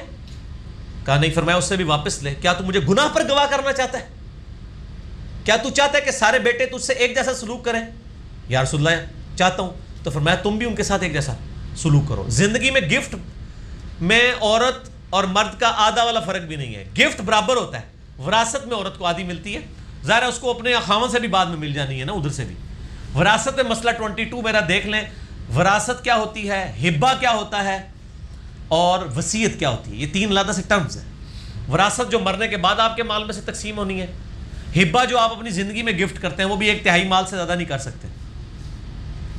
اور وصیت یہ ہے کہ میرے مرنے کے بعد فلاں کو ملے، لیکن وہ فلاں جو ہے نا وہ آپ کا وارث نہیں ہونا چاہیے. کیونکہ بخاری میں حدیث ہے، فتح مکہ کے موقع پہ نبی علیہ السلام نے فرمایا اللہ نے وارثوں کا حق قرآن میں رکھ دیا ہے، لہٰذا آپ کوئی شخص اپنے وارث کے لیے وصیت نہ کرے کہ میرے مرنے کا فلاں کو ملے. اس کو اتنا ہی ملنا ہے جتنا اللہ نے قرآن میں سورۃ النساء میں رکھا ہے. مسئلہ 22 میرا دیکھ لیں، میں نے ساری آیات سورۃ النساء کی وہ پڑھائیں گی. اچھا علی بھائی، ایک طرف آپ کہتے ہیں کہ علماء سے بات کرنے کی ضرورت نہیں ہے، اور دوسری طرف آپ کہتے ہیں گونگا شیطان نہیں بننا چاہیے. یہ تضاد نہیں آ گیا آپ کی بات میں؟ کیا یہ کھلا تضاد نہیں ہے؟ وہ سہیل وڈائی صاحب کہتے ہیں بالکل کھلا تضاد ہے بظاہر، لیکن یہ بات ایک ہی ہے جس کے 2 رخ ہیں. میں بالکل کہتا ہوں کہ علماء سے پنگا نہ لیں، ورنہ علماء کہیں گے گنڈا سنگھ وابی ہو گیا. ٹھیک ہو گیا نا؟ تو یہ بدنام کر دیا ہوئے، نام رکھے ہوئے ہیں، یہ مولویوں کے ٹوٹکے ہیں لوگوں کو متنفر کرنے کے لیے. کوئی توحید کی بات کرے اسے وابی کہہ دو، کوئی اہل بیت کی بات کرے اسے رافضی کہہ دو، اور اس طرح کے یعنی ایک زہریلے الفاظ ہے تاکہ اگلے کی بات ماری جائے، وہ بات نہ سنیں. لیکن سر آپ لوگ گھاس نہیں کھاتے، آپ لوگ بات سنتے ہیں، آپ کی نہیں یوٹیوب کی. ٹھیک ہے نا؟ ٹھیک ہو گیا جی. اچھا علی بھائی، مجلس 10 اچھا وہ بات میری مکمل نہیں ہوئی نا. آپ نے کہا کہ میں وہ جو 2 باتیں بے وقت کیسے صحیح ہیں. میں کہتا ہوں مولویوں سے اس اعتبار سے پنگا نہ لیں کہ آپ پبلکلی ان کو ذلیل کریں، یا آپ ان کی ذاتی غلطیاں ہائی لائٹ کریں، یا ان کے فرقے سے ریلیٹڈ چیزیں غلطیاں ہائی لائٹ کریں. وہ کبھی بھی نہیں اس کو مانیں گے، عام آدمی قبول کرے گا. لیکن جن غلطیوں سے آپ افیکٹو ہو رہے ہیں وہ آپ ایک دفعہ ضرور ہائی لائٹ کرتے ہیں. پیڑا نہ پا کے بہ جاؤ. مثلا کسی نماز کے بعد کسی مسجد میں اونچی آواز سے کلمہ ہی پڑھتے رہتے ہیں، تو آپ کہہ سکتے ہیں کہ یار سنت اذکار پڑھیں جو گرین کارڈ میں لکھے ہیں صبح شام کے بخاری مسلم سے. یہ ثابت نہیں ہے. وہ مولوی کہ نہیں ساڑی مرضی، بس اب آپ کا کام پورا ہو گیا. آپ پیڑا نہ ڈالیں میں تو بخاری تو ثابت کرنا نہ، وہ تو چک کے باہر سٹے گا. اس قسم کی میں چیزیں کہتا ہوں پنگے نہ لیں. صرف چیز ہائی لائٹ کریں، اس کے بعد وہ مانتا ہے مانے، نہیں مانتا نہ مانے، آپ پیڑا نہ ڈال کے بیٹھ جائیں. اور عام بندوں پہ محنت کریں, اور عام بندوں پہ بھی مولویوں کے سامنے محنت نہ کریں. مولویوں سے پنگا میں کہتا ہوں مناظروں والا نہ لیں کہ جی آج تسی بھی لے کے آ جاؤ دیساں اسی بھی اپنی رفع دہندیاں لے کے آ جانا ہے, یہ کام نہ کریں. اس کو کہیں جی بخاری مسلم, جس طرح یہاں ایک بھائی آئے تھے, انہوں نے بڑی پیاری بات بتائی. وہ کہتے ہیں وہ بریلوی تھے, ایک بریلویوں کی مسجد میں نماز پڑھ رہے تھے, ریورٹ ہو چکے ہوئے تھے, نماز سنت کے مطابق پڑھتے تھے, رکوع میں جاتے وقت رکوع سے اٹھتے وقت رفع الیدین کرتے تھے. کہتے ہیں کہ میں مسجد میں گیا تو ایک مولانا صاحب انہوں نے اپنے سامنے ٹیبل کے اوپر صحیح مسلم شریف سجائی ہوئی تھی. کہتے ہیں نماز کے پاس بعد میں ان کے پاس گیا اور میں نے کہا کہ حضرت یہ جو آپ نے مسلم شریف سامنے رکھی ہوئی ہے یہ کس کی کتاب ہے؟ انہوں نے کہا جی ہم اہل سنت کی مین کتاب ہے یہ. تو انہوں نے کہا آپ نے جو ابھی ہمیں نماز پڑھائی ہے وہ اس طریقے کے مطابق نہیں ہے جو اس کتاب میں لکھا ہوا ہے. ہائے ہائے ہائے ہائے, زبردست. اس سے بڑا اور کیا جادو سر چڑھ کے کو بول سکتا ہے کہ میں بخاری مسلم, یہاں بھی دیکھیں نا سارے وہ سجا کے بیٹھے ہوئے ہوتے ہیں, عمل کوئی نہیں کرتے. ہم بخاری سے علیہ السلام دکھاتے ہیں امام حسین علی کے ساتھ, کہتے ہیں یہ کہاں سے آ گیا, یہ اتوں ہی ہے جتوں رفع دین آیا ہے, تسی رفع دین لیا باقی چیزاں نہیں لئیاں, اسی سب کچھ لینے ہیں. تو اب وہ مولوی بجائے یہ کہتا کہ اپنی میں بھی اپنی نماز, اچھا عام آدمی کو آپ بتائیں, وہ کہتا ہے اچھا میں تھکنا ہوا کدھر میں غلطی نہ ہوا. مولوی تو پکا ہوتا ہے نا. کہتا جی اس نے جناب اپنے نیچے سے مسلح نکال کے ایسے پھینکا, کہتا دیکھو علماء کی توہین ہو رہی ہے آپ لوگوں کے سامنے, آپ لوگوں میں سے کوئی نہیں جو اس کو روکے. تو سر یہ آپ کو شہید کریں گے, اس لیے آپ جو ہے نا وہ دیکھ بھال کے معاملات کو چلا کریں. تو ایک دفعہ ہائی لائٹ کریں, یہ کوئی ایک آدھ کیس ہوگا. ویسے کسی کو علیحدگی میں کہنا تو وہ آئے میں شائیں کر کے نا بات ٹال دیتے, پیڑ ڈال کے نہ بیٹھے کہ جی مولوی نے ایک تقریر کرائی ہے اور آپ وہاں پمفلٹ بانٹنے شروع کر دیں. سر عام پمفلٹ بانٹیں لیکن اپنے دوستوں کو گھر لے جا کے بتائیں کہ نماز کا طریقہ یہ ہے, یہ ثابت نہیں ہے, اس طرح کریں. ٹھیک ہو گیا. چلیے بھائی, مجلس نمبر 10 میں آپ نے جواب دیتے ہوئے درمیان میں بیچ میں ٹوکا تھا سوال کے دوران, تو آپ نے کہا تھا یار مجھے بیچ میں ٹوکا نہ کریں, مجھے اللہ کی تائید حاصل ہوتی ہے. تو کیا یہ جملہ کچھ اس طرح کا نہیں کہ جو صرف انبیاء کا خاصہ ہے؟ نہیں, وہ انبیاء والی تائید کی تو ہم بات ہی نہیں کر رہے. دیکھیں جب ایک شخص بول رہا ہوتا ہے نا تو وہ ایک خاص مائنڈ سیٹ کے ساتھ بول رہا ہوتا ہے. جیسا کہ صحیح مسلم میں حدیث ہے جہاں درس قرآن میں لوگ شامل ہوتے ہیں, اللہ کے لیے درس و تدریس کرتے ہیں, تو سکینت ان پہ نازل ہوتی ہے, فرشتے نازل ہوتے ہیں. اس سکینت کی وجہ سے آپ کو بات کرنے میں آسانی ہوتی ہے. قرآن میں آیت ہے والذین جاہدوا فینا لنہدینہم سبلنا, جو لوگ ہماری راہ میں کوشش کریں گے ہم اپنی راہیں ان کے لیے کھول دیں گے. صحیح بخاری میں ہے منکرین زکوٰۃ کے خلاف جب قتال کا معاملہ آیا تو حضرت عمر کہتے ہیں کہ پہلے تو ہم ابو بکر سے جھگڑتے رہے, بعد میں ہمیں لگا کہ ابو بکر کا سینہ اللہ نے اس معاملے میں کھول دیا ہے. اب حضرت ابو بکر کوئی نبی تو نہیں تھے نا, مراد یہ کہ ان کو بات زیادہ سمجھ آ گئی, اللہ کی تائید حاصل ہوگی. وہ قرآن میں بھی جگہ جگہ ہے کہ اگر تم صحیح ایمان والے ہوگے اللہ کی تائید ہوگی, وہی نازل نہیں ہوگی, کشف الہام کی نہیں بات ہو رہی. مراد یہ ہے کہ اللہ تعالیٰ تمہارے بات یعنی جو علمہ البیان ہے, زبان کی روانگی اللہ کی طرف سے ہے نا. مجھے ہچکی لگ جائے میں بول نہیں سکتا, زبان میں لکنت آ جائے, آج پوری دنیا کے اندر جو ہٹلی اوپرلی تو اوپرلی ہٹلی کر دیتی ہے, زبان کی وجہ سے ہی ہوئی ہے نا. دنیا میں جتنے بڑے بڑے لیڈر ہیں دنیا کی قائد قلم زبان سے کی ہے انہوں نے. علمہ البیان, تلوار بعد میں آتی ہے, زبان سے پبلک اکٹھی ہوتی ہے. نبی علیہ السلام نے اپنی مبارک زبان سے عرب کو ایک جھنڈے کے نیچے جمع کر کے رومن اور پرشین امپائر الٹوائی ہے نا. ٹھیک ہے نا جی. ہٹلر نے اپنی زبان اور تقریروں سے کیا نا. بھٹو صاحب تقریر کرتے تھے, ٹھیک ہے نا. تو آج بھی لوگ تقریروں کے اوپر ہی علماء کے اوپر چل رہے ہوتے ہیں نا. تو زبان تو بہت بڑی چیز ہے. تو تائید اس پوائنٹ آف ویو سے تھی کہ جب ایک بات ہو رہی ہوتی ہے تو اللہ کی طرف سے سکینت ہوتی ہے. جب آپ بیچ میں ٹوکتے ہیں نا تو پھر وہ بات ادھر ادھر ہو جاتی ہے, کیونکہ ہم رٹی رٹائی بات تو نہیں کر رہے. ابھی بھی میں ساری فل بدی گفتگو کر رہا ہوں. تو فل بدی گفتگو میں جب آپ ایک سوال کرتے ہیں نا, سوال کے سننے کے دوران ہی میں 5-6 پوائنٹ ذہن میں کر رہا ہوتا ہوں کہ میں ادھر شروع کروں گا, میں یہ کروں گا, یہ کروں گا, یہ کروں گا, وہ آپ کو نہیں نظر آ رہا ہوتا. تو وہ پھر ترتیب ٹوٹ جاتی ہے. تو اللہ کی تائید اس لیے کہ مومن کی نشانی یہ ہے کہ وہ اپنی کوالٹیز کو بھی اللہ کی طرف منسوب کرتا ہے اور اپنی خامیوں کو اپنی ذات کی طرف منسوب کرتا ہے. جو صحیح مسلم میں حدیث ہے کہ کوئی خیر پہنچے تو کہو اللہ کی طرف سے, اور اگر کوئی شر ہو تو کہو میری شامت اعمال ہے. تو میں اپنی جو کوالٹیز ہیں اور کمپیٹنسی ہے اس کو اللہ کی طرف منسوب کرتا ہوں کہ اللہ کی تائید ہے, میں کچھ بھی نہیں ہوں. ٹھیک ہو گیا. نہ میں وابی نہ میں وابی, میں کچھ بھی نہیں. بلکہ یوٹیوب پہ میرا کلپ ہے میں سنی شیعہ سے مسلمان کیسے ہوا, لاکھوں لوگ 7-8 لاکھ لوگ وہ دیکھ چکے ہیں. وہ کلپ ضرور دیکھیں, میری بایوگرافی ہے کہ میں کس طرح سنی شیعہ سے مسلمان ہوا. ٹھیک ہو. کیا نماز میں پہلے سکتے میں سورہ فاتحہ پڑھی جا سکتی ہے اگر امام رکوع سے پہلے سکتہ نہ کرتا ہو؟ ہاں پڑھیں، وہ تو جز القرام میں حضرت ابو ہریرہ کا قول ہے، مسئلہ 84 میں نے بتایا کہ امام کے 2 سکتے ہوتے ہیں، ان میں سورۃ الفاتحہ کو غنیمت سمجھو، تو ثنا والے وقفے میں بھی آپ ثنا کی بجائے اگر فاتحہ پڑھ لیں وہ زیادہ بہتر ہے۔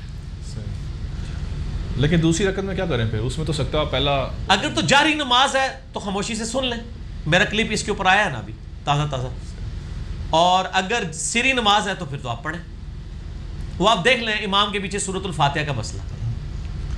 اگر تشہد میں غلطی سے فاتحہ پڑھ لی اور یاد آنے پر تشہد بھی بعد میں پڑھ لیا تو کیا سجدہ صاحب کرنا ہوگا اس پہ؟ سجدہ صاحب اجتہادی مسئلہ ہے۔ ترمذی میں حدیث ہے، صحیح مسلم میں، کہ نبی علیہ السلام نے، حضرت علی کہتے ہیں کہ نبی علیہ السلام نے رکوع اور سجدوں میں قرآن پڑھنے سے منع کیا ہے۔ تو رکوع سجدے میں اگر کوئی قرآن پڑھ لے، قرآنی دعا نہیں، صرف قرآن، دعائیں پڑھ سکتے ہیں، وہ بخاری مسلم حدیث ہے کہ تم سجدے میں اپنے رب کے سب زیادہ قریب ہوتے ہو، لہذا دعائیں کرو۔ اب قرآن میں جتنی دعائیں ہیں وہ آپ کریں نا، قرآن نہیں تلاوت کریں گے، قرآن صرف قیام میں ہوگا، تو سجدہ صاحب واجب ہو جائے گا اگر آپ رکوع اور سجدے میں قرآن تلاوت کرتے ہیں۔ تشہد کا ذکر نہیں ہے، اور سورۃ الفاتحہ تو ویسی کوئی ایشو نہیں، سورۃ الفاتحہ ویسی ہی دعا ہے، تو اگر کوئی تشہد میں پڑھ لیتا ہے وہم سے نکلنے کے لیے سجدہ صاحب کر لے، نہ بھی کرے تو کوئی ایشو نہیں ہے، ٹھیک ہو۔ اور اسی میں آتا کہ رکوع کی تسبیحات اگر سجدے میں اور سجدے کی رکوع میں کر لی ہیں کوئی عرض نہیں ہے، کچھ تو تسبیحات ویسے ہی کامن ہے، انفیوں کو تو نہیں آتی ہے، حدیثوں کو پتہ ہے، ان سے آپ پوچھ لیں تو سبوح قدوس رب الملائکۃ والروح، صحیح مسلم میں ہے کہ رکوع میں بھی آپ علیہ السلام پڑھتے تھے اور سجدے میں بھی، اور بخاری اور مسلم میں ہے سبحانک اللہم ربنا وبحمدک اللہم اغفر لی، رکوع میں بھی پڑھتے تھے سجدے میں بھی۔ نماز والا میرا جو ریسرچ پیپر نمبر 8 ہے اور میرا لیکچر، اس میں دیکھ لیں۔ باقی ایک تسبیحات وہ ہیں جو سبحان ربی العظیم رکوع میں ہے اور سبحان ربی الاعلی، یہ تو جنرل تسبیحات ہیں نا، آگے پیچھے بھی ہو جائے سجدہ صاحب واجب نہیں ہوتا، ٹھیک ہو۔ اکثر ممالک میں افطار کے لیے سڑکوں پر افطاری کے پیکٹ دیے جاتے ہیں، تو اس بارے میں نظریہ رکھنا کہ زکوٰۃ کے پیسوں کا ہو سکتا ہے، تو کیا اس سے منع کیا رہتا ہے؟ وہم نہ کریں، دیکھیں قرآن میں ہے گمان سے بچو، دیکھیں کتنے مزے کے سوال آ رہے ہیں کہ ایک بندہ سفر پہ جا رہا ہے اور راستے میں کار رو کے آپ کو افطاری دے رہے ہیں، میرے بھائی اگر وہ یہ کہنا یہ زکوٰۃ کے پیسوں کی ہے اور جس بندے کو دے رہے ہیں وہ ارب پتی ہو تو اس پہ جائز ہے، کیونکہ مسافر پہ زکوٰۃ لگ جاتی ہے۔ ہاں، مسافر پہ قربانی نہیں ہے، مسافر پہ روزہ نہیں ہے۔ آپ جیلم میرے پاس 18 دن کے لیے رہے نا، صحیح بخاری میں ہے کہ 19 دن تک مسافر ہوتا ہے، آپ 18 دن کے لیے شفٹ ہو جائیں اس ایئر کنڈیشن اکیڈمی میں، بے شک روزہ نہ رکھیں، مسافر ہیں آپ۔ سفر کے دوران روزہ صرف معاف نہیں ہے، آپ کسی کے گھر بھی 10 دن کے لیے جاتے ہیں، اس گھر میں آپ روزہ نہ رکھیں، نہ قربانی ہے۔ تو مسافر پہ نہ روزہ ہے نہ قربانی ہے، بعد میں وہ رکھے گا، قربانی تو ویسی نفلی عبادت ہے، وہ تو رہتی نہیں اس کی۔ اور زکوٰۃ خیرات صدقہ بھی لگ سکتا ہے مسافر پہ، صرف مسافر کی بات۔ اور جو پبلک ویلفیئر کی چیزیں ہیں نا، اس میں تو ویسے بیت المال میں سے ہی سارے لیتے تھے نا۔ آج اگر گورنمنٹ زکوٰۃ کے پیسوں سے ایک سڑک بنوائے تو یہ نہیں ہے کہ صرف غریب آدمی اس کے اوپر سفر کرے، امیر بھی کر سکتا ہے۔ تو اگر اس سفر کے دوران آپ کیوں بدگمانی کرتے ہیں کہ جی ہو سکتا ہے زکوٰۃ کے پیسوں کا ہو سکتا ہے کہ اگر ہو بھی تب بھی آپ کھا سکتے ہیں، تو آپ گمان نہ کریں، گمان سے بچیں۔ لیکن ان سائڈ کو سٹی کو بندہ سفر کر رہا ہے، موٹر سائیکل پہ کوئی جا رہا ہے، تو آپ گمان نہ کریں، ایک بندہ افطار کروا رہا ہے آپ لے لیں، آپ کو کس نے کہا ہے کہ آپ پوچھیں؟ تحقیق کرنے سے تو منع کیا گیا، افطار کروا رہا ہے تو وہ کروا ہی رہا ہے، ٹھیک ہے۔ کوئی اگر غیر مسلم اگر کر رہا ہے اس پہ، غیر مسلم کیا کروا رہا ہے؟ اگر وہ پیسے دیے اس نے کہ یہ خیر ہے، غیر مسلموں سے نبی صلی اللہ علیہ وآلہ وسلم نے مساک مدینہ نہیں کیا تھا؟ بخاری مسلم میں آتا ہے کہ نبی علیہ السلام نے کافر بادشاہوں، آگ کی پرستش کرنے والے کسرا کا کرتا قبول کیا تھا، بلیک کلر کا کالا کرتا، یہ جو کہتے ہیں شیعوں کی نشانی ہے، صحیح بخاری میں نبی علیہ السلام نے کالا کرتا پہنا ہے، گوٹ لگی ہوئی تھی اس پہ، وہ آپ کو ایران کے بادشاہ نے گفٹ کیا تھا۔ تو کافروں کے آپ نے گفٹ بھی لیے، جو صحیح بخاری میں آتا ہے کہ یہودیہ نے حضور علیہ السلام کی دعوت کی تھی اور زہر ملا دیا تھا، صحابہ شہید بھی ہو گئے، نبی علیہ السلام نے زبان پہ تھوک دیا، وہ بوٹی کا ٹکڑا بول پڑا، پھر وہی زہر آپ کو عود کر رہا ہے آپ کی وفات کے وقت۔ تو یہودیہ کی دعوت پہ ہی آپ گئے تھے، دعوت بھی گئے۔ تو یہ جو وائٹ ہاؤس میں افطاریاں ہو رہی ہیں نا مسلمانوں کی، بالکل ٹھیک ہیں، کرو مزے نال، ٹرمپ کو کھاؤ پیو، خیر ہے، کوئی مسئلہ نہیں، لیکن وہ پالیسیاں دے پیچھے نہ چلو، افطاریاں کرو، حکمران بلائیں، جائیں، کھائیں پیئیں۔ عام دعوت اور افطاری میں فرق کوئی نہیں ہے؟ دونوں چیزیں ٹھیک ہے. بے نمازی کا روزہ رکھنے کی کیا شرعی حیثیت ہے؟ حالانکہ وہ بے نمازی کھانا حلال ہونا چاہیے. یہ نہیں ہے کہ وہ ٹرمپ تانوں تے سور بھنیا پیش کرے تے تسی جناب خنزیر کھا لو. نہیں, حلال ہو. ٹھیک ہو گیا. عام دعوت جب ہو سکتی ہے تو روزہ تو پھر چھوٹی چیز رہ گئی نا, حکم عام ہو گیا نا. روزے کے لیے پھر تخصیص دکھانی ہوگی کہ نبی علیہ السلام فرمایا ہو کہ دعوت قبول کر سکتے ہو لیکن روزے کی افطاری قبول نہ کرو. یہ جو نہ کر رہا ہے نا اس نے دلیل دکھانی ہوگی. ہمیشہ جو اسپیسیفک بات کرتا ہے دلیل اس نے دینی ہوتی ہے. جنرل حکم ہی ہوتا ہے. ٹھیک ہو. اچھا اگلا سوال.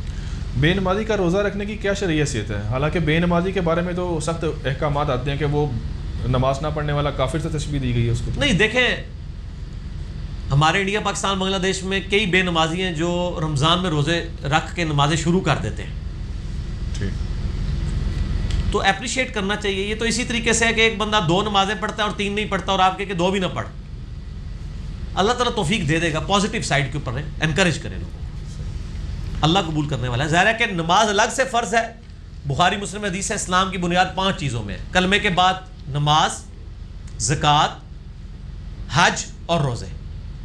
تو یہ الگ سے ایک فرض ہے. ٹھیک ہے. جس طرح داڑھی الگ سے ایک سنت ہے اور گالی نہ دینا الگ سے ایک سنت ہے. گالی نہ دینا. وہ کوئی داڑھی والا گالی دے, کہتے ہیں دیکھو داڑھی رکھ کے گالی دے رہا ہے. ٹھیک ہے نا. تو گالی دینا ایک الگ سے غلط چیز ہے. اس سے داڑھی غلط نہیں ہوگی ہے. ٹھیک ہے. داڑھی کا کیا قصور ہے؟ ویسے تو داڑھی سے تو ایک مکھی نہیں اڑ سکتی, گالی کیا دے گی داڑھی بیچاری. ویسے تو گالی دینا بھی سنت ہو گیا ہوا میرے خیال میں آج کا. کیوں؟ آپ کو پتہ ہی ہے علماء اس پہ ہاں علماء کہتے ہیں کہ نعوذ باللہ. وہ میرا کلپ چڑھا ہوا ہے, کیا گستاخوں کو گالیاں دینا جو ہے ثواب کا کام ہے. آپ یوٹیوب پہ دیکھ لیں. اچھا بھی اگلا سوال ہے, عورتوں کے جو روزے ایام میں مخصوص ایام کے اندر جو چھوٹ جاتے ہیں وہ شوال کے 6 روزوں کے ساتھ ہی قضا ہو جائیں گے؟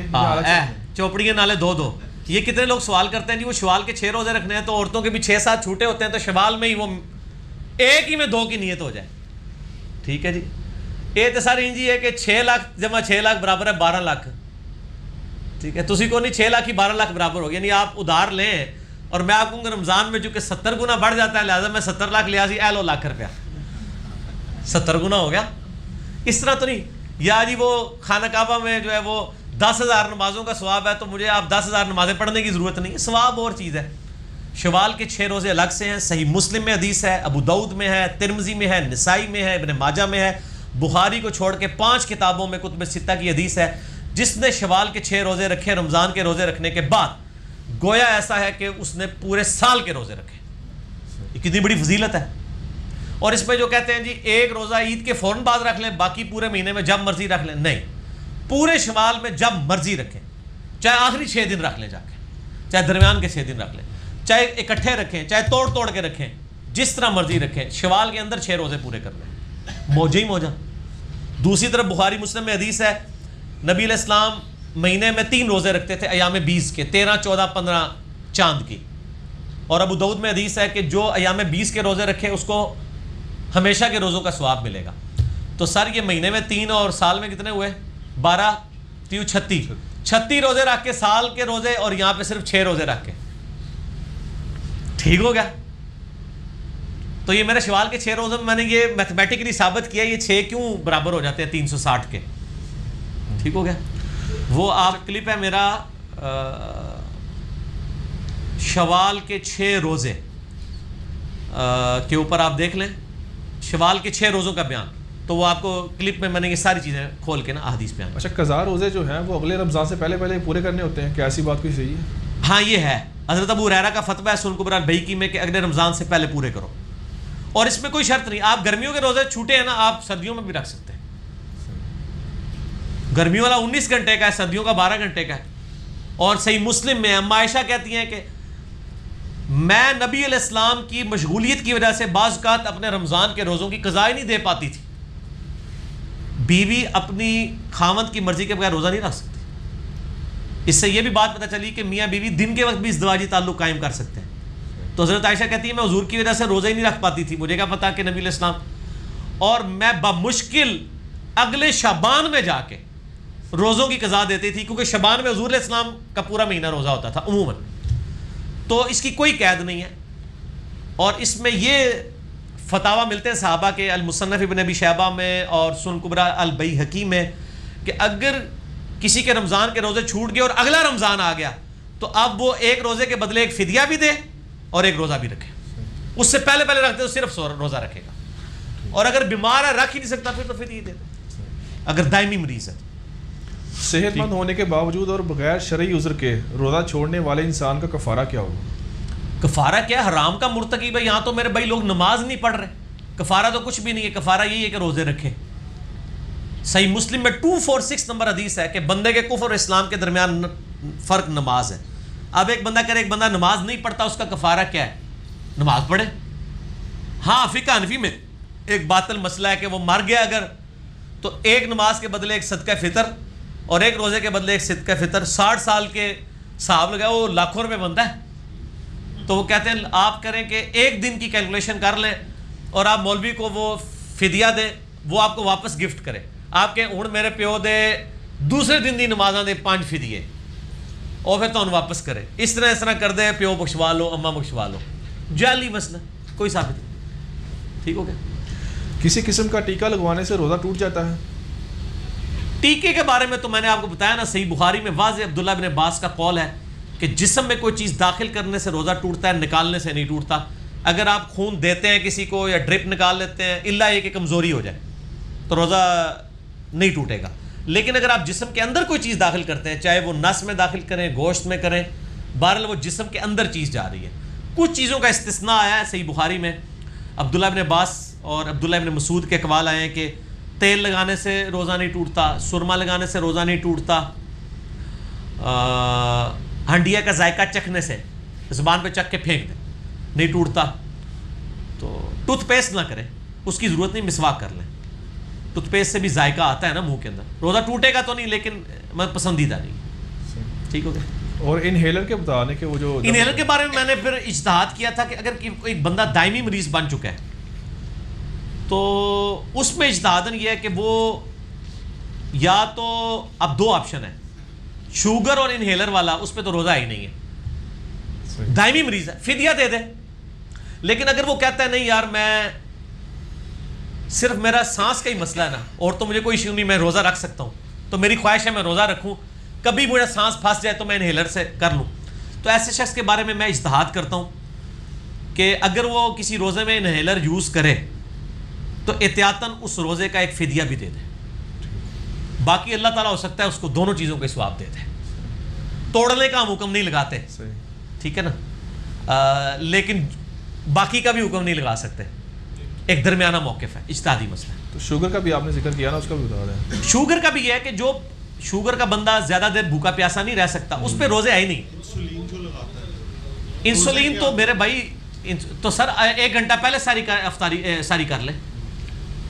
بلکہ کیا وہ تو میرے بھائی انسولین تو اس نے پہلے کی لگانی ہوتی ہے نا, ساری سے, افطاری سے پہلے بھی لگانی ہوتی ہے. تو سر اللہ کے لیے آدھا گھنٹہ لیٹ روزہ کھول لے, ایک کوئی پانی سے روزہ کھول لے, پھر انسولین لگائے, بلکہ انسولین سے روزہ کھول لے, اس کے آدھے گھنٹے بعد جو سامنے اس نے رکھا ہے وہ کھا لے. تو سر اللہ کے لیے آدھے گھنٹے کی قربانی تو ہو سکتی ہے نا. ضروری ہے کہ جی میں افطاری تو آدھا گھنٹہ پہلے انسولین لاواں تو ایگزیکٹ سوئی تے سوئی چڑھے تے میں جناب کھجورا کھاواں, اس طرح تو نہ کریں, قربانی کریں. ہر گل کا جواب ہے. ٹھیک ہو گیا جی. یہ حسب حال ہے. کیا لیلۃ القدر کو حاصل کرنے کے لیے ساری رات جاگنا ضروری ہوتا ہے, یا کوئی فرائض کے ساتھ تھوڑے سے نفل پڑھ کے سو جائیں؟ شب قدر پہ میرا ایک کلپ ہے, شب قدر پہ 17 صحیح الاسناد حدیث, ہزاروں لوگ دیکھ چکے ہیں, دل خوش ہو جائے گا آپ کا. صحیح مسلم میں سیدنا عثمان غنی رضی اللہ تعالیٰ عنہ علیہ السلام سے حدیث ہے کہ نبی علیہ السلام نے فرمایا جس نے عشاء کی نماز جماعت سے ادا کی, جماعت کا مطلب ہے کوئی رکعت فوت نہ ہو, اس کو آدھی رات کے قیام کا ثواب ملے گا. اور جو فجر بھی جماعت سے پڑھ لے, پوری رات کا قیام. لو جی, تراویح کی بھی ضرورت کوئی نہیں, 4 رکعتیں عشاء کی جماعت سے اور فجر کی 2 رکعتیں جماعت سے, پوری رات کا قیام. ٹھیک ہو گیا. جامعہ ترمذی میں حدیث ہے جس نے امام کے ساتھ قیام اللیل کیا اسے پورے رات کا قیام کا ثواب ملے گا.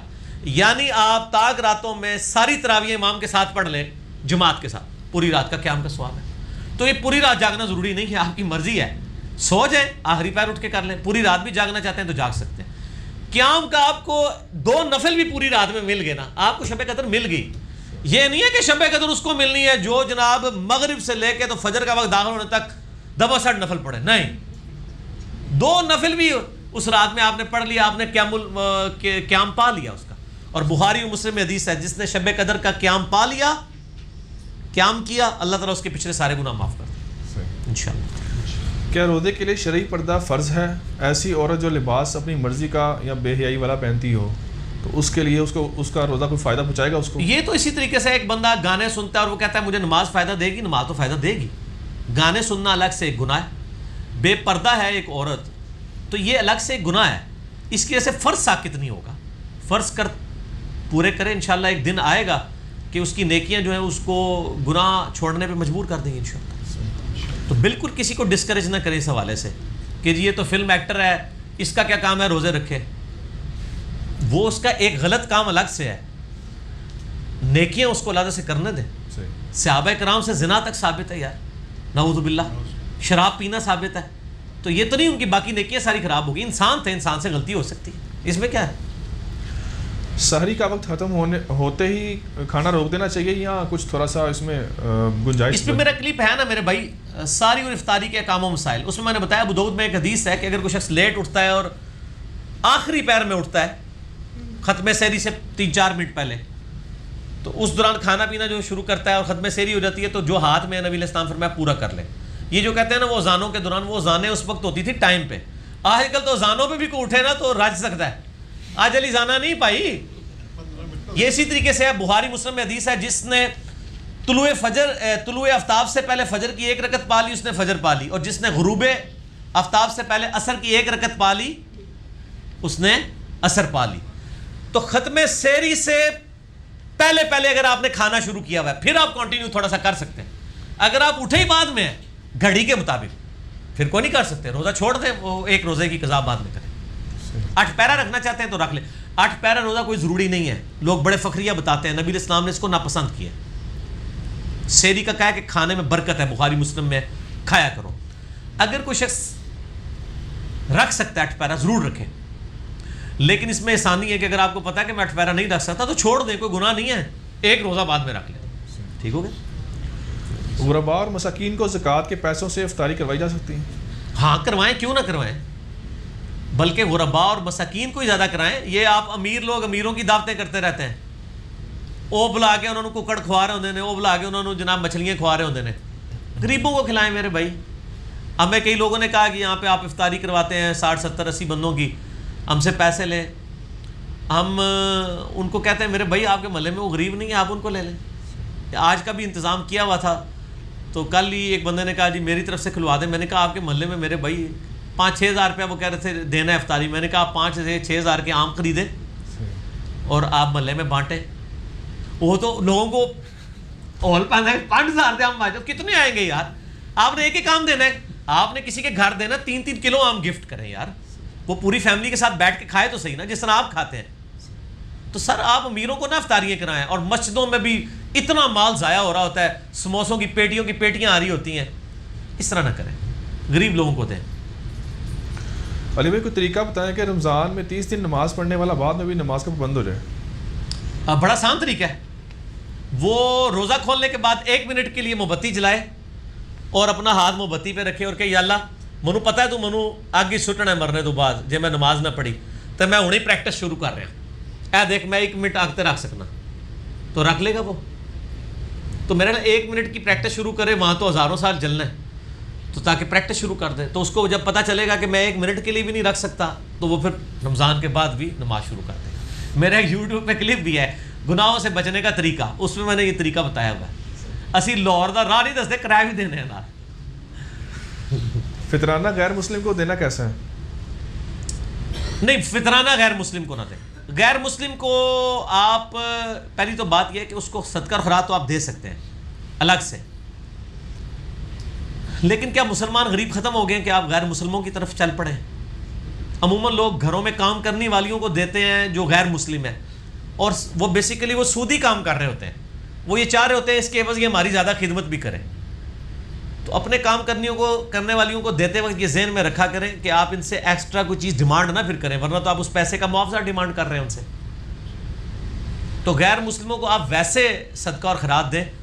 صدقہ فطر یہ واجب ہے اور زکوٰۃ یہ فرض ہے, یہ نہ دیں. قربانی کا گوشت دیں بے شک, وہ سنت ہے. سنت اور نفلی جتنی چیزیں ہیں وہ آپ دے لیں. عقیقے کا گوشت دے دیں, کوئی مسئلہ نہیں. عید کے دن کتنے بار گلے ملنا سنت ہے؟ گلے ملنا ٹریڈیشن ہے, اس کو سنت اور بدعت کا مسئلہ اہل حدیث نے خام خواہ بنا دیا.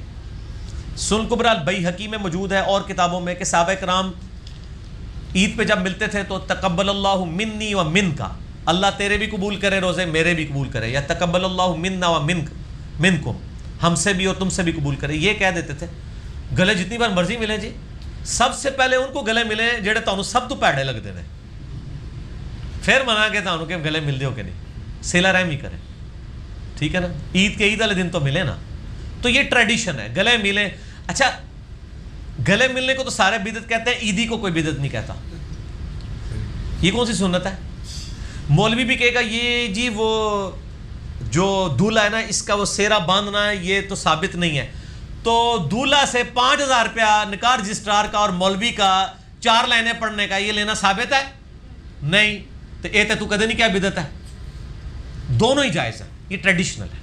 ٹھیک ہے, شادی بیاہ کی کوئی رسم بھی جب تک اس میں حرام کام نہ ہو اس کو آپ بدعت نہیں کہہ سکتے. یہ ٹریڈیشن ہے, عرب کی اپنی ٹریڈیشن ہے, ہماری.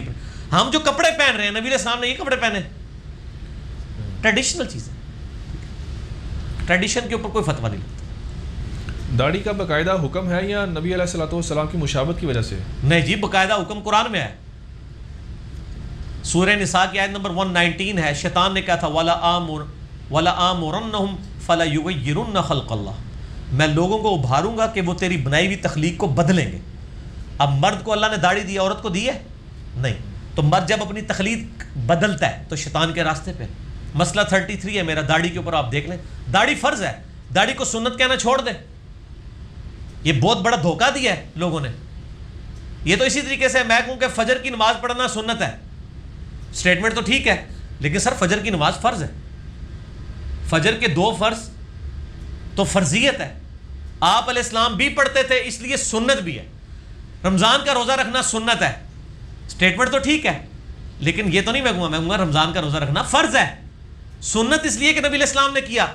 داڑھی مرد کے لیے رکھنا فرض ہے, اور اتنی داڑھی جس کو عرف عام میں داڑھی کہا جا سکے. مٹھی رکھیں گے, جب میری تو مٹھی سے بھی زیادہ ہے, میں نہیں کاٹتا. مٹھی رکھیں تو سنت مؤکدہ پہ عمل ہوگا. اگر آپ تھوڑی تھوڑی داڑھی رکھ لیتے, جس طرح آپ کی شیپ جس طرح ان کی بھائی کی بڑی ہوئی ہے, ان کی بڑی ہوئی ہے, بس ٹھیک ہے, فرض ادا ہو گیا. کیونکہ ان کو کوئی یہ نہیں کہے گا عورت کا چہرہ ہے. داڑھی تو صاف نہیں ہے نا, تھوڑی سی داڑھی آ گئی کافی ہے. مٹھی رکھیں افضل ہے, سنت ہے. لیکن شیطان کی مخالفت ہو جائے گی جب آپ شیو کرنا چھوڑ دیں گے. ٹھیک ہو, کیا حجام ہوں کو یہ نہ کہ جی میں خالی مچھا رکھنا تاں بھی تے عورتاں دی نا, خالی مچھے رکھنے تے صرف مچھا نہیں صحیح, تیری جڑی ہے نا معاملہ ہوئے گا تھلے تے پھر کام ہوتے ہی ہے.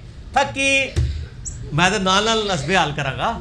اچھا علی بھائی, اسی سے مونچھوں سے ایک سوال آ گیا ضمن کہ وہ مشکات المصابیح کے اچھا ادھر مجھے حدیث یاد ہے, بخاری مسلم حدیث ہے, ان عورتوں پہ لعنت جو مردوں کی مشابہت کریں, اور مردوں پہ لعنت جو عورتوں کی مشابہت کریں.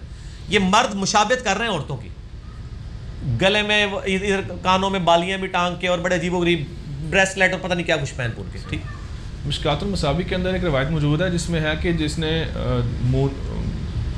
مونچھیں نہ کتروائیں وہ ہمیں سے نہیں ہے. یہ صحیح پست نہ کی, ہاں ٹھیک ہے. تو دوسرے روایتوں میں آتا ہے کہ حضرت عمر تاؤ دیا کرتے تھے مونچھوں کو. تو نہیں, وہ یہ ہے کہ وہ مونچھیں کون سی کتروانی ہے. ابو داؤد میں حدیث ہے مغیرہ ابن شعبہ کی, یہاں پہ نبی علیہ السلام نے مسواک رکھ کے نا ایسے سامنے سے مونچھیں کاٹ دی. یعنی یہ جو اوپر والی لائن ہے نا ہونٹوں کی, یہ ننگی ہونی چاہیے. سائڈ سے تاؤ دیں, موٹی مونچھیں رکھیں, حضرت عمر نے رکھی ہیں, تاؤ بھی دیا ہے. مونچھوں کا کوئی اسلام مخالف نہیں ہے. افضل یہ ہے کہ مونچھیں پست ہوں, جس طرح میری ہیں. نبی علیہ السلام پست رکھتے تھے. اگر کوئی رکھنا چاہتا رکھے, لیکن کھانا کھاتے پانی پیتے بیچ میں نہ, یہ اوپر والی لائن نظر آنی چاہیے. سائڈ سے جتنی مرضی رکھے. ٹھیک ہے. کیا حجام کا کام کرنا جائز ہے, اور اگر ناجائز ہے تو داڑھی موننا اس میں آتا ہے؟ تو وہ حجام کا سارا کام تو ناجائز نہیں. جیسے بینک کی نوکری میں ہر چیز تو غلط نہیں ہے. بینک میں صرف سودی کام پہ ابھارنا ہی غلط ہے. بینک جو بل جمع کر کے کمائی لے رہا ہے یا بینک جو ہے وہ لوگوں کے پیسے کی حفاظت کر کے جو سروسز دے رہا ہے ان کو تو آرام کوئی نہیں کہے گا نا. آپ بینک میں اکاؤنٹ کھلائیں آپ کے لیے جائز, جس نے اکاؤنٹ کی حفاظت کی ہے اس کی نوکری آرام. وہ ایک پورشن کے اوپر بات ہو سکتی ہے نا, یہاں پہ بھی ایک پورشن پہ بات ہو سکتی ہے. ٹھیک ہو گیا, داڑھی والا جو یعنی حجام جو ہے وہ داڑھی نہ مونڈے. ٹھیک. لوگ کہتے ہیں داڑھی نہیں مونڈیں گے تو کام بند ہو جائے گا. نہیں سر, بڑا بڑا کام ہے تھوڑے سے لبے. آج کل مرد بھی فیشن کروا دے جے, کلینزنگ تے فیشن تے کام شروع کر دو. داڑھی کے لیے نہیں کرو, داڑھی کے لیے بہتے کرا دے جے. میں نے نہیں کبھی کرایا, زندگی میں نہیں کبھی کرایا. ہاں تو اس میں وہ یہ کہ داڑھی مونڈے نا, ہاں داڑھی کا خط کرنا یا چھوٹی کرنا یہ تو چونکہ حرام نہیں ہے, یہ کر سکتے ہیں. سر کے بال کریں. عمرہ کے دوران مرد اپنے بال کٹوانے سے پہلے اگر اپنی بیوی کے خود بال کاٹ دیتا ہے ٹھیک ہے میرے بھائی, جیسے ہی اس نے عمرے کے ارکان پورے کیے نا, اب وہ احرام کی پابندیوں سے آزاد ہے. اب اس کا آخری کام یہ ہے کہ وہ آپ نے کرنا ہے. ایک دوسرے کی ٹینٹ بھی کر سکتے ہیں, ایک مرد دوسرے کی کرے دوسرا اس کی کرے, اور ضروری نہیں کہ حدود حرم میں ہی کرنا ہے, باہر جا کے بھی کر سکتے ہیں, کوئی مسئلہ نہیں. لیکن جب تک آپ بال کاٹتے نہیں ہیں نا, احرام کی پابندیوں سے آپ آزاد نہیں ہوگے. یعنی میاں بیوی ازدواجی تعلق قائم نہیں کر سکتے آپ, وہ اس طرح کے کام اور نہیں کو کر سکتے جب تک آپ کسی اور کے بال کاٹ رہے ہیں. وہ تو ٹھیک ہے, لیکن اپنے ناخن کاٹنے سے پہلے اپنے بال ریموو کرنے ہوں گے. ٹھیک ہے, کسی دوسرے کے تو کاٹے, تو اپنے بھی کر سکتے ہیں خود. ہاں خود بھی کر سکتے ہیں. کام بھی مک گیا نا, اینڈ تے ہیں نا یار, آپ ہی کرو بے شک. ٹھیک ہے. جنازگاہ میں میت کا دیدار کرنا کیسا ہے؟ جنازے سے پہلے سنت ہے. میت کا دیدار تو سنت ہے. نبی علیہ السلام تو باقاعدہ میت دیکھا کرتے تھے جا کے. بخاری مسلم میں حدیث موجود ہے, خود صحیح بخاری میں ہے کہ حضرت ابوبکر نبی علیہ السلام کی میت پہ آئے, بلکہ ماتھے پہ بوسہ دیا. میت کو بوسہ بھی آپ دے سکتے ہیں. وہ یہ تھی کہ نہیں چھوت ہو گئی ہے, میرا تو ابھی کلپ بھی چڑھا ہے, فوت شدہ بیوی کو چھونا, وہ جو مشہور کیا تھا جی خاوند نے بیوی کو چھو سکتا, ان کا ٹوٹ جانا ہے. میں نے تو سارے دلائل سامنے رکھ دیے. میت کا آپ چہرہ بھی دیکھ سکتے ہیں, اس کو بوسہ بھی دے سکتے ہیں, اس کو ہاتھ بھی لگا سکتے ہیں, سب کچھ جائز ہے, سنت ہے بلکہ یہ ساری چیزیں. جنازے کے بعد بھی جنازے کے بعد بھی کوئی مسئلہ نہیں ہے. اگر آپ کی محرم ہے تو تبھی کریں گے نا, سریعام تو نہ کریں. ایک شخص کی بیوی ہے, وہ مرنے کے بعد اس کو ماتھے پہ بوسہ دیتا ہے تو کیا ہے, اس کی بیوی ہے. چند دوستوں نے پیسے اکٹھے کیے اور کسی کی ہیلپ کرنے کے لیے, تو ایک دوست نے اپنی دکان میں سے نو پروفٹ نو لاس کے اوپر جو ہے نا وہ کپڑے غریبوں میں تقسیم کر دیے, تو کیا یہ ٹھیک ہے؟ بڑا شعار ہے. کیا اس نے چندہ اکٹھا کرتے وقت بتایا تھا کہ میں کام پڑھنا تھوڑے نال؟ نہیں. تو پھر اس نے بےایمانی اور دھوکہ دیا. ٹھیک ہے نا. ہاں, اگر وہ لوگوں کو یہ بتا دیتا کہ میری جوتیوں کی یا کپڑے کی دکان ہے, میں جو آپ کے زکوٰۃ کے پیسے جمع کر رہا ہوں اس سے میں اپنی دکان سے ہی جوتیاں اور کپڑے خریدوں گا اور میں غریبوں میں بانٹوں گا, یہ بتا کے کرے پھر تو ٹھیک ہے. اس طریقے سے غرر کرے گا وہ تو غلط ہے. پروفٹ اور بے شک کر رہا ہے, لیکن جو چندہ اس نے اکٹھا کیا اس میں اس نے کیا کہا تھا, میں غریبوں میں پیسے بانٹوں گا یا کپڑے بانٹوں گا, کیا کہا تھا اس نے؟ پھر کر سکتا ہے, پھر ٹھیک ہے. پھر تو چاہے کسی اور سے خریدتا ہے یا خود خرید لیے, ٹھیک ہے. اب یہ اللہ نے فیصلہ کرنا ہے کہ اس نے کس انٹینشن سے, اس نے اپنا مال کرنے سے چندہ اکٹھا کیتا ہے. دیکھ لیں شریعت سے ظاہر پہ فتح, ظاہراً تو یہ بات بالکل ٹھیک ہے. میں آپ کو اکثر یہ بتاتا ہوں کہ اللہ کے بنائے ہوئے قوانین بھی تقوی کے بغیر انکمپلیٹ ہے. قرآن میں ہے نا کہ کسی بیوی کو ایک طلاق دو نا اور تمہارا ارادہ نہیں اس کو رکھنے کا, تو اس کو ذلیل کرنے کے لیے یہ نہ ہو کہ 3 مہینے کے اندر اندر رجوع کر لو اور پھر 2 مہینے رکھ کے پھر طلاق دے دو. اللہ سے ڈرو. قانوناً تو وہ صحیح کر رہا ہے. ایک بندے نے اپنی بیوی کو طلاق دی, 90 دن پورے ہونے سے پہلے اس نے 85ویں دن پھر رجوع کر لیا, پھر 3 مہینے رکھ کے پھر دوسری طلاق دے دی. ذلیل کر رہا ہے نا, حالانکہ اس کا ارادہ پہلے کا ہی ہے کہ میں نے یہ نہیں رکھنی. اب قانوناً تو آپ اس کو گنہگار نہیں کہہ سکتے کیونکہ وہ 3 مہینے کے اندر رجوع کر رہا ہے, 3 طہر کے اندر اندر. لیکن اللہ کے حضور وہ حرام کا مرتکب ہو رہا ہے. دنیا کے قانون میں چاہے نبی علیہ السلام کی بارگاہ میں بھی اس کا مقدمہ چلا جائے, مجرم نہیں ہے. بخاری مسلم میں حدیث ہے, آپ علیہ السلام فرمایا تم میں سے بعض اوقات کوئی چرب زبان ہوتا ہے اور اپنا مقدمہ میرے سامنے بیان کرتا ہے, اگر میں اس کے حق میں بھی فیصلہ کر دوں اور وہ جھوٹا ہو تو وہ آگ ہی لے کے جا رہا ہے. اللہ اس کو نہیں فائدہ دے گا کہ نبی نے اس کے حق میں فیصلہ کیا ہے, نبی کا فیصلہ بھی اس کے لیے آگ بن جائے گا, کیونکہ سچا تو وہ ہے نہیں ہے. تو دنیاوی قوانین شریعت کے وہ بھی انکمپلیٹ ہیں تقوی کے بغیر. الٹیمیٹلی تقوی کمبائنڈ ہوگا پھر یہ حدود مکمل ہوں گے. شادی اتنی مشکل رسم بن گئی ہے کہ تمام رشتہ داروں کو کپڑے دینے پڑتے ہیں, مہنگے کھانے, وہ یہ ساری چیزیں. اس حالت میں کیا کیا جائے؟ اس میں جس کا سوال ہے سب سے پہلے وہ بارش کا پہلا قطرہ بنے نا, اور قطرہ یہ نہ بنے کہ جی میں کسی کو نہیں دینا, میں کر لوں گا جی بیاہ. نہ اس کو جو لوگ گفٹ بھیجتے ہیں ان کے گفٹ واپس کرے کہ بھئی آپ شادی کر رہے ہو, آپ پہ کس چیز کا برڈن ہے. لوگ کہتے ہیں جیل لعنت, اور لعنت کس لیے کہہ رہے ہوتے ہیں کہ میں نے اپنی بیٹی کو نہیں دینا. اپنی بہو کے لیے کوئی لعنت نہیں, وہ کہتے ہیں یہ تو صرف ثواب کا کام ہے.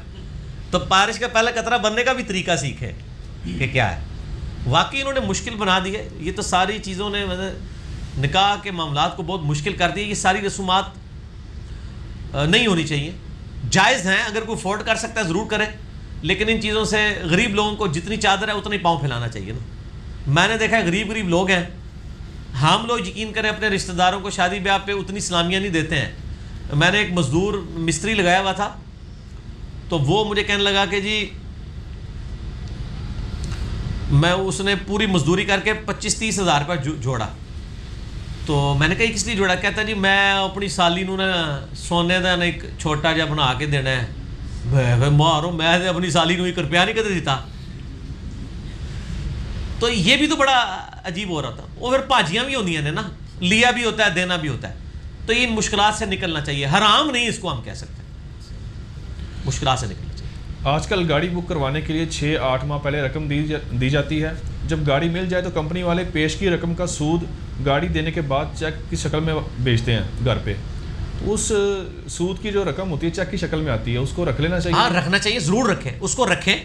اس کے بعد کسی غریب آدمی کو بغیر ثواب کی نیت کے خرچ کریں.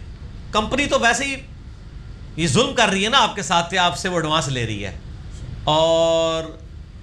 اور اس کے اوپر آپ کو ایک انہوں نے آزمائش میں ڈال دیا. آپ کے پاس جو سود آ گیا نا ونس, وہ بغیر ثواب کی نیت کے کسی غریب کو دے دیں, کیونکہ حرام مال پہ ثواب کی نیت نہیں ہو سکتی. بعض لوگ کہتے ہیں یہ سود کا پیسہ ہے, اس کو آگ لگا دیں. کیوں آگ لگا دیں؟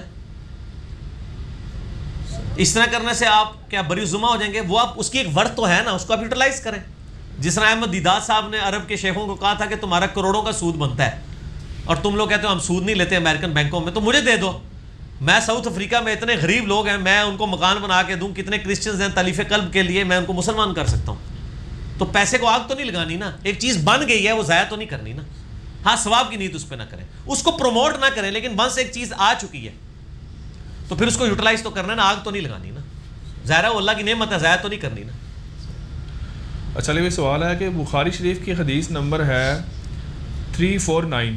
اس میں واقعہ معراج میں نبی علیہ الصلوۃ والسلام نے جو انبیاء کرام سے ملاقات کی اور ان کی امامت کر رہے, جو جسمانی تھی یا روحانی طور پہ تھی؟ جسمانی پلس روحانی تھی, لیکن موڈ برزخی تھا. شب معراج میں میرا مسئلہ 126A-B-C لکھے. امت کا اجماع ہے کہ نبی علیہ السلام کو جسمانی معراج ہوئی ہے. روحانی تو ہے ہی تھی نا, روحانی تو سارے مانتے ہیں. اس کا موڈ برزخی تھا, یعنی 1,00,000 انبیاء کم و بیش اکٹھے ہوئے بیت المقدس میں. نبی علیہ السلام نے صحیح مسلم میں آتا ہے ان کی امامت کی, لیکن بیت المقدس میں کسی نے یہ چیز دیکھی نہیں ہے. وہ ان سین بیریئر تھا. ایون اس رات کو بیت المقدس کے اندر بھی گیا ہوتا وہ یہ منظر نہیں دیکھ سکتا تھا. یہاں ہمارے ارد گرد فرشتے ہیں, ہم دیکھ سکتے ہیں, لیکن موجود ہیں. سعد ابن معاذ کے جنازے میں نبی علیہ السلام فرمایا 70,000 فرشتوں نے شرکت کی ہے, لیکن قبر نے ان کو بھی دبایا ہے. اور پھر نبی علیہ السلام کہتے ہیں چھوڑ دیا. سعد ابن معاذ, اور یہ وہ ہیں جن کے بارے میں آتا ہے سنن نسائی میں کہ عرش ہل گیا تھا اللہ کا ان کی وفات پہ. غزوہ خندق پہ ان کو تیر لگا تھا نا, اوس کے سردار تھے, انہی کی وجہ سے ہی تو نبی علیہ السلام کو کامیابیاں ملی. انصار مدینہ یہی لوگ تھے. اچھا اسی میں انہوں نے سوال ایک ایکسٹینڈ کیا کہ 50 نمازیں جو نبی علیہ السلام کو دی گئی تھیں, پھر حضرت موسیٰ علیہ السلام نے وہ کم کروائیں تو ان کی مدد کی ہے, تو کیا نبی علیہ السلام سے مدد آج کے دور میں مانگ سکتے ہیں؟ اگر نبی علیہ السلام سامنے موجود ہوں تو مدد مانگیں. موسیٰ علیہ السلام کے سامنے مدد مانگیں. یہ تو ظاہری اسباب ہے. میرا تو کلپ چڑھا ہے قبر رسول پہ جا کے مانگنا. میں نے اس میں کہا ہے کہ میں آج نبی علیہ السلام سامنے موجود ہوں, ہم ان کو مسئلہ بتائیں گے, لیکن وفات کے بعد اس سے کمیونیکیشن نہیں ہو سکتی. حیات النبی کا صحیح عقیدہ کیا ہے وہ میں نے بتایا کہ صحابہ کرام بھی صحیح بخاری سے 1010 نمبر حدیث 1010 کہ حضرت عمر کہتے ہیں انا کننا نتوسل الیک، اے اللہ ہم پہلے نبی علیہ السلام کے توسل سے تیری طرف متوجہ ہوتے تھے، اب ہم ان کے نبی کے چچا کو لے کے آئے وسیلے کے طور پہ ان کی دعا کی برکت سے بارش نازل کر دیں۔ قبر رسول پہ نہیں گئے ہیں، حضور کے چچا کو ساتھ لے کے گئے اور بارش نازل بھی ہوگی۔ تو اب وہ کمیونیکیشن نہیں ہوگی۔ آپ جا کے یوٹیوب پہ لکھیں حیات النبی کا عقیدہ اور میرا کلپ کھل جائے گا، اور قبر رسول پہ جا کے مانگنا، وہ جعلی روایتیں پیش کرتے ہیں، میں نے ان کا بھی پوسٹ مارٹم کیا ہے۔ یورپ اور دوسرے ممالک میں رہنے والے مسلمان جو کہ ریسٹورانٹ میں کام کرتے ہیں اور وہاں پہ شراب بھی بیچی جاتی ہے، اگر وہ وہاں پہ کام کرتے ہیں تو کیا جائز ہے اگرچہ وہ شراب والا کام نہیں کر رہے ہیں؟ دیکھیں جی، پہلی جو بات ہے حد الامکان کوشش کرنی چاہیے کہ ایسی جاب وہ نہ کریں، لیکن ایز اے لاسٹ ریزارٹ اگر کافر ملکوں میں کافروں کے پاس کسی کو ایسی نوکری کرنی پڑ رہی ہے جس میں ڈائریکٹلی وہ ان کاموں میں انوالو نہیں ہے خود، یعنی اس کو خنزیر سرو نہیں کرنا پڑ رہا، شراب سرو نہیں کرنی پڑ رہی، باقی کام کرنے پڑ رہے ہیں، پھر تو ٹھیک ہے۔ لیکن یہاں تو میرے بھائی یورپ اور امریکہ میں مسلمان آنرز جو ہے نا، انہوں نے اپنے ہوٹلوں کے اوپر شراب رکھی ہوئی ہے بیچنے کے لیے، تو یہ حرام ہے بالکل نہیں بیچ۔ وہ کہتے ہیں گاہک نہیں آئے گا، خسمہ نو کھاؤ نا گاہک نہیں آئے گا، اور کام کرو گے۔ تو اس کے ساتھ اگر وہ حلال کھانا بنا رہا ہے کچن کے اندر، صرف حلال، ٹھیک ہے، حلال تو ٹھیک ہے نا، یعنی اس میں نہیں آئے گا وہ کہ مطلب وہ اس سسٹم کا حصہ بنا ہوا ہے، اس میں اس پورشن کا حصہ ہے۔ لا یکلف اللہ نفسا الا وسعها۔ حقوق اللہ اور حقوق العباد کے درمیان فرق کرنے کی دلیل ہے، دلیل بتا دیں کہ کون سی ہے؟ کوئی دلیل نہیں ہے جی، یہ صرف سمجھانے کے لیے۔ حقوق العباد بھی اصل میں اللہ ہی کے حق ہے۔ ماں باپ کے ساتھ اس نے سلوک کا کس نے کہا ہے؟ اللہ نے۔ ورنہ گورے کیا کر رہے ہیں؟ اولڈ ایج ہاؤسز بنا رہے ہیں، ہمیں بھی بنانے چاہیے، نہیں بنا رہے ہم، کیونکہ اللہ کا حکم ہے۔ حقوق اللہ اور حقوق العباد کو الگ نہیں کرنا چاہیے، دونوں اللہ ہی کے حق ہیں۔ البتہ یہ چیز ضرور ہے کہ حقوق العباد میں اللہ تعالیٰ کی سختی زیادہ ہے کہ وہ بندہ ہی معاف کرے گا تو معاف ہوگا، یا اللہ تعالیٰ اس بندے سے خود معاف کروائے، لیکن اس کا قطعاً یہ مقصد نہیں ہے کہ اللہ کے حق چھوڑ دیے جائیں۔ بعض لوگ کہتے ہیں جی رزق حلال کمانا بھی عبادت ہے تو اس وجہ سے نماز نہیں پڑھ سکتے، نہ، یہ بات بالکل غلط ہے۔ ایک فرض کی ادائیگی سے دوسرا ساقط نہیں ہوتا، ٹھیک ہوگا نا جی؟ کئی لوگ کہتے ہیں جی وہ جی ہم تو میڈیا میں بیٹھے ہیں، لوگوں کو سچائی بتا رہے ہیں، جہاد کر رہے ہیں۔ مجھے وہ دنیا ٹی وی کے ایک پروڈیوسر کا فون آیا، مجھے کہنے لگا کہ یہاں پہ وہ بریکنگ نیوز کی وجہ سے تو ہم اپنے کمرے میں ہی نماز پڑھتے ہیں، جماعت کے ساتھ نہیں پڑھتے، پیچھے سے کوئی نیوز نہ چلانی پڑتے۔ میں نے کہا نوکری چھوڑ دو، جماعت تو فرض ہے مرد کے اوپر، ٹھیک ہے نا؟ تو کہتے ہیں یہاں تو وہ لوگ کہتے ہیں آپ بڑا نیکی کا کام، میں کہ بڑا نیکی کا کام کر رہے ہو، ہر 2 منٹ بعد ایک بریکنگ نیوز چڑھائی ہوندی جائے، جیڑی ہوندی نہیں، نیکی کے کر رہے ہو، پوری قوم نو جناب تسی سولی تے چڑھایا ہے بریکنگ چلا چلا کے، نیکی کون سی کر رہے ہیں؟ میں نے کہا انہی سے کہیں کہ ان کو کہیں کہ اچھا نماز نہیں پڑھتے ہو تم، یا جماعت چھوڑتے ہو، یہ نیکی کا کام چونکہ آپ کر رہے ہو تو ان کو کہو کہ اس کے بعد اپنے بچوں کو اسکول میں بھی داخل نہ کراؤ، بیوی کے حقوق بھی نہ پورے کرو، کیونکہ تم قوم کی پہلے تو خدمت کر رہے ہو۔ کہیں گے نہیں، اس سے یہ تو نہیں ختم ہوتا تھا جناب، اس سے وہ بھی نہیں ختم ہوتا، اس سے اگر یہ ختم نہیں ہوتا تو اس سے وہ بھی نہیں ختم ہوتا۔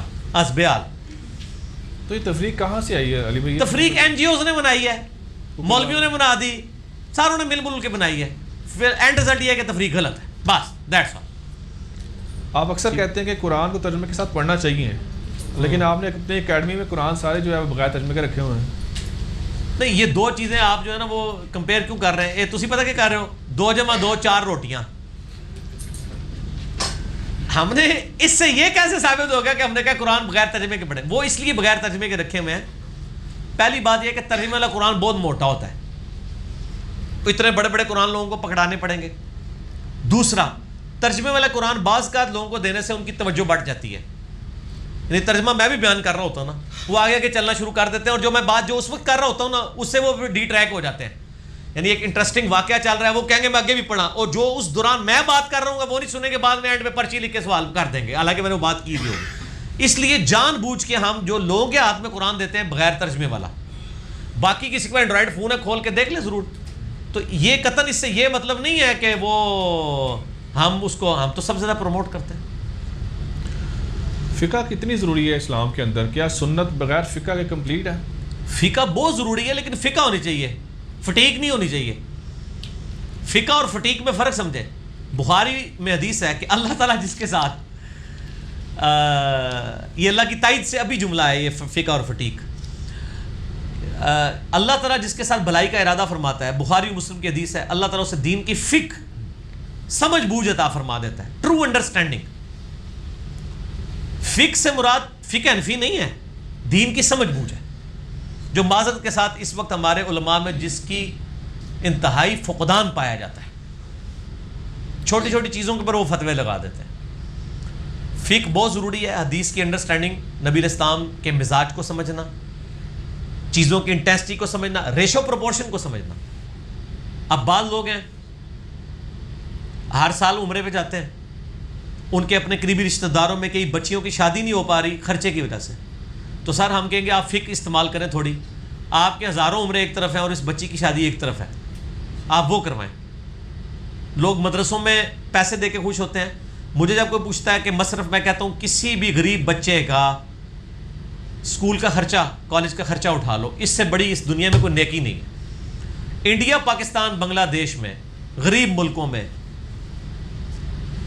پاورٹی سرکل کو توڑنے کا صرف ایک طریقہ ہے تعلیم. یہاں پہ غریب غریب تر ہوگا الا یہ کہ غریب کا بچہ پڑھ جائے. پڑھائی کے علاوہ کوئی ذریعہ نہیں کہ غریب آدمی اچھی زندگی انجوائے کرے. آپ دیکھتے ہوں گے لوگ ریڑیاں لگاتے تھے، بچے کو پڑھایا، کوئی بچہ ڈاکٹر انجینئر بن گیا، ان کی زندگی میں سکھ آ گیا. اس ملک میں یا تو 2 نمبری کر کے بندہ مال کما سکتا ہے، حلال کا کمائے گا تو ایک تعلیم ذریعہ ہے جس سے وہ اس غربت کے سرکل سے باہر نکل سکتا ہے. تو بچوں کا خرچہ اٹھائیں، تعلیم کا خرچہ لائف ٹائم اٹھائیں، تاکہ کم از کم ایک غریب خاندان کا بچہ پڑھ لکھ کے ایک پورے خاندان کو پاورٹی سرکل سے باہر نکال لے. ٹھیک ہے جی.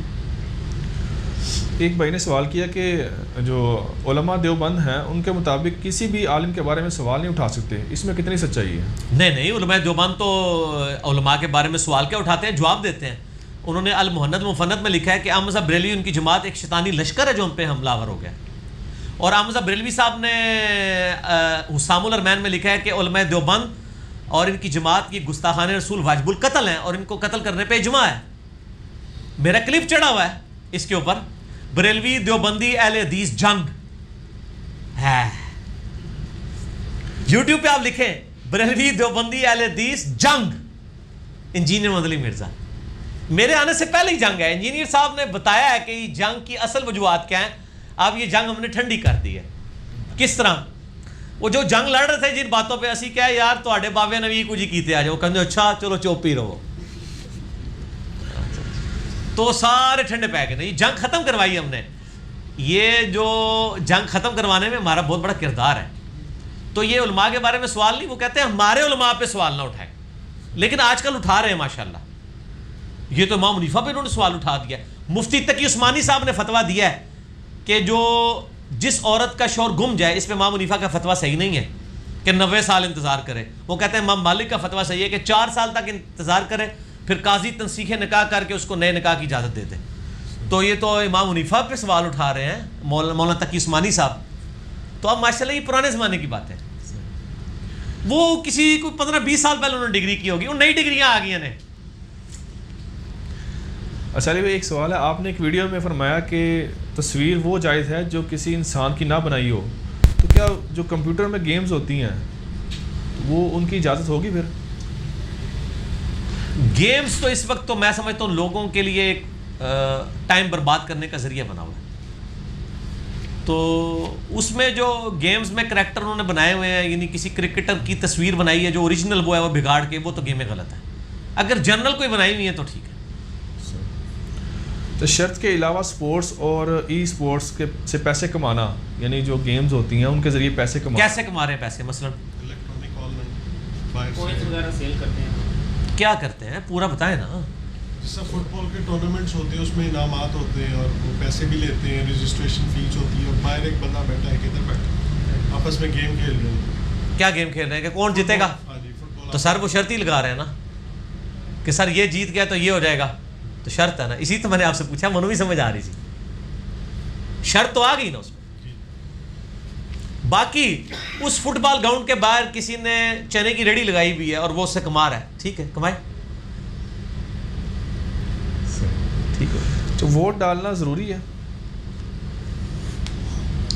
ووٹ جن ملکوں کے اندر ووٹ ڈالی جاتی ہے ڈالنی چاہیے. قرآن میں حکم ہے نا وَتَعَاوَنُوا عَلَى الْبِرِّ وَالتَّقْوَى وَلَا تَعَاوَنُوا عَلَى الْإِثْمِ وَالْعُدْوَانِ. نیکی پرہیزگاری کے کاموں میں دوسرے کی مدد کرو اور برائی میں الگ رہو. تو جب بعد میں ہم نے حکمرانوں کا رونا ہے, ہم کم از کم اپنا پروٹیسٹ تو ریکارڈ کرائیں نا کہ یہ ان میں سے بہتر ہے. وہ کہتے ہیں نہیں سارے ایک جیسے ہیں. تو سر آپ خود کیا ہیں؟ آپ عمر بن عبدالعزیز ہیں کہ آپ کا حکمران عمر بن عبدالعزیز آ جائے گا؟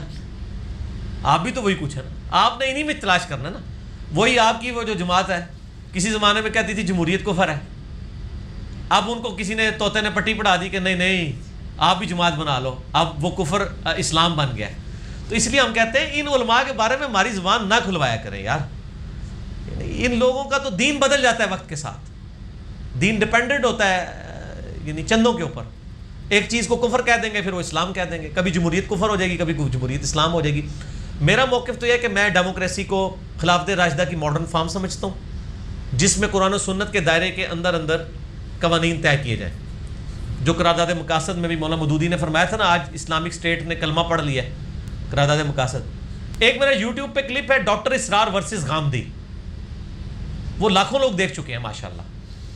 وہ آپ دیکھیں, اس میں نے اسلامک ڈیموکریسی اور کیا مطلب اس حوالے سے ایک عام آدمی کیا کرے. آپ ووٹ ضرور ڈالیں, یہ نہ مجھے پوچھے کہ کس کو ڈالیں, ٹھیک ہے, وہ آپ خود فیصلہ کریں گے.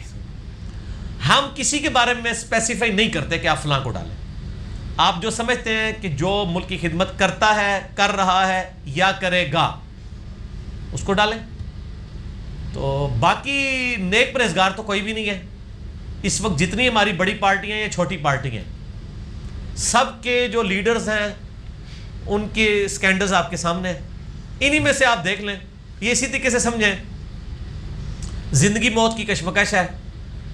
ایک کتا روسٹ پڑا ہوا ہے, ایک بلی روسٹ ہے, اے دونوں ہی رام ہیں, لیکن آپ بلی روسٹ کھائیں گے, ٹھیک ہو گیا, ایز اے لاسٹ ریزارٹ. تو اس طریقے سے کبھی آپ کے لیے صورتحال ایسی ہو جاتی ہے. تو اس سسٹم کا حصہ بنے, باہر رہ کے آپ کبھی سسٹم کو چینج نہیں کر سکتے.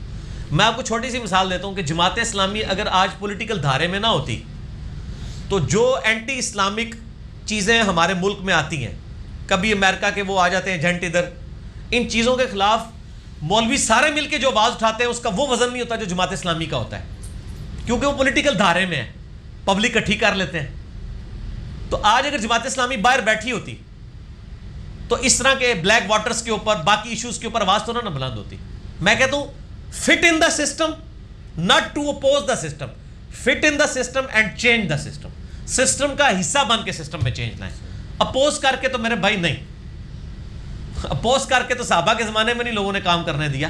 یزید نے دیکھ لیں حضور کی پوری نسل نہیں اسی خلافت و ملوکیت کے چکر میں کی ہے نا. تو آج کے حکمران کیسے آپ کو برداشت کریں گے؟ وہ بھی نہیں برداشت کریں گے. فٹ ان دا سسٹم, آہستہ آہستہ ڈیموکریسی آج جو یورپ امریکہ میں نظر آ رہی ہے بھائی 200-300 سال لگے ہیں. ہمارے بھی یہاں انشاءاللہ جب گورنمنٹس فریکوینٹلی چینج ہوگی نا ڈیموکریٹک, تو انشاءاللہ بہتری آ جائے گی انشاءاللہ. میں چوائس کون سے کرنی چاہیے؟ ایک طرف تو یہ ہوتا ہے کہ اسلامی لوگ ہیں کہ جو کہتے ہیں کہ ہم اسلام کی خدمت کے لیے یہ کام, اب دوسری طرف قوم کی خدمت کرنے والے یا وہ سر وہ جو اسلام کی خدمت کر رہے ہیں نا, انہوں نے اسلام کے ساتھ جو کچھ کیا ہے نا وہ آپ کو بھی پتا ہے اور مجھے بھی پتا ہے, اس لیے میری زبان بند رہنی چاہیے. آپ پوسٹ کاسٹ کرتے ہیں ویسے؟ ہاں میں کرتا ہوں, اور میں اس کو قومی فریضہ سمجھتا ہوں, کرتا بھی ہوں, کرواتا بھی ہوں. جی ہاں کریں گے. تو یہ اسلام چھوڑ دیں, اسلام کی تو سارے بات کر رہے ہیں, ٹھیک ہے نا جی. ہر ہفتے میلاد کروا رہے ہیں جس کو انہوں نے اسلام سمجھا ہوا ہے. ختم نبوت کانفرنسز میں لوگ آ کے خطاب کر رہے ہیں, ٹھیک ہے. اسی طریقے سے اسلامک اسٹیٹ کی بات کر رہے ہیں, اور علماء یعنی اس میں استعمال ہو رہے ہیں. علماء میں بھی پارٹیاں, ایک جماعت میں, دوسرے جماعت میں, ساروں نے علماء رکھے ہوئے. کس جماعت نے علماء نہیں اپنے ساتھ رکھے ہوئے. علماء کی اپنی بھی جماعت. اگر آپ سمجھتے ہیں کہ علماء نے اسلام کی خدمت کی ہے اور پاکستان کی خدمت کی ہے اور آئندہ کریں گے تو ضرور ڈالیں سر, ہم کب منع کرتے ہیں. میں نے آپ کو پہلے کہا کہ مجھ سے نہ پوچھیں, یہ آپ کی اپنی چوائس ہے, یہ اجتہادی مسئلہ ہے, آپ نے خود ڈیسائیڈ کرنا ہے, اور لیکن اسی سسٹم کا حصہ بنے. یہ خوبصورتی ہے, ٹھیک ہے. اختلاف رائے رکھیں. غیر مسلم ممالک میں ووٹ ان کے وہ کس کو ڈالیں؟ مطلب وہ غیر مسلم ممالک میں بھی آپ دیکھیں جس کی اسلام کے قریب پالیسیز ہیں, دیکھیں نا جی, 2 آپ کے سامنے آپشن ہے, اس میں سے جو کم خراب ہے وہ آپ کریں گے نا. یہ جو لوگ کہتے ہیں نا نیوٹرل ہو کے بیٹھ جاؤ, سر یہ آپ دشمنی کر رہے ہیں, آپ کی صحیح کوئی نہیں ہوگی. آج اگر پارلیمنٹ میں نہ بیٹھے ہوئے ہوں ایسے لوگ جو ملک دشمن عناصر کے خلاف یعنی تقریریں کرتے ہیں، تو سر میری آپ کی تقریر کتنے لوگوں نے سننی ہے؟ لیکن پارلیمنٹ سے اگر آواز بلند ہوتی ہے کہ پاکستان کی فوج کو فلاں معاملے میں دخل نہیں دینا چاہیے اور ہم نے اپنی فوج اس معاملے میں یہاں سے روانہ نہیں کرنی ہے، تو پارلیمنٹ کی تو ایک سے ہوتی ہے نا. وہی لوگ باہر لے کے چیختے رہے نا، تو پاکستانی فوج نے بات ماننی ہے؟ نہیں، نہ وہ مانے گی، اس لیے کہ ان کے انڈر نہیں آتی. لیکن پارلیمنٹ کے چونکہ انڈر ہے تو جس طرح پرائم منسٹر کا آرڈر نکلتا ہے آرمی چیف اس کو اوبے کرتے ہیں، قانون تو ان کے انڈر ہے. تو یہ پارلیمنٹ کی آواز ہوتی ہے نا سر، پارلیمنٹ کے اندر رہ کے کرنا ہے آپ نے، پارلیمنٹ کو گالیاں نہیں دینی، اس کے اندر رہ کے کرنا ہے. ٹھیک ہو گیا؟ کیا انگلش لٹریچر پڑھنا جائز ہے جو دین کے علاوہ ہو؟ اگر آپ نے سارا دین پڑھ لیا ہے، قرآن پڑھ لیا ہے، بخاری مسلم پڑھ لیا ہے، تو ضرور پڑھیں،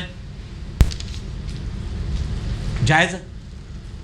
اچھا، رمضان میں جو ہے نا وہ کھانے کے حوالے سے بین کر دیا جاتا ہے، باہر مارکیٹوں میں کھانا نہیں دینا چاہیے، مطلب وہ گورنمنٹ کے لیول کے اوپر، تو کیا یہ جائز ہے؟ میں گورنمنٹ کی اس پالیسی کے حق میں نہیں ہوں میرے بھائی، اور نہ اس طریقے سے یہ اسٹیبلش ہوئی بھی ہوتی ہے. اس طرح نہیں ہوتا. اسٹیشنز پہ اور اڈوں کے اوپر آپ کو کھانا مل رہا ہوتا ہے مسافروں کے لیے. اچھا میں اگلے دن نہ آپ کو بتاؤں علم کتنی بڑی تلوار ہے. جب ہم چھوٹے چھوٹے تھے تو ہم جذباتی مسلمان تھے، کیونکہ مولوی نے ہمیں یہی بنایا تھا.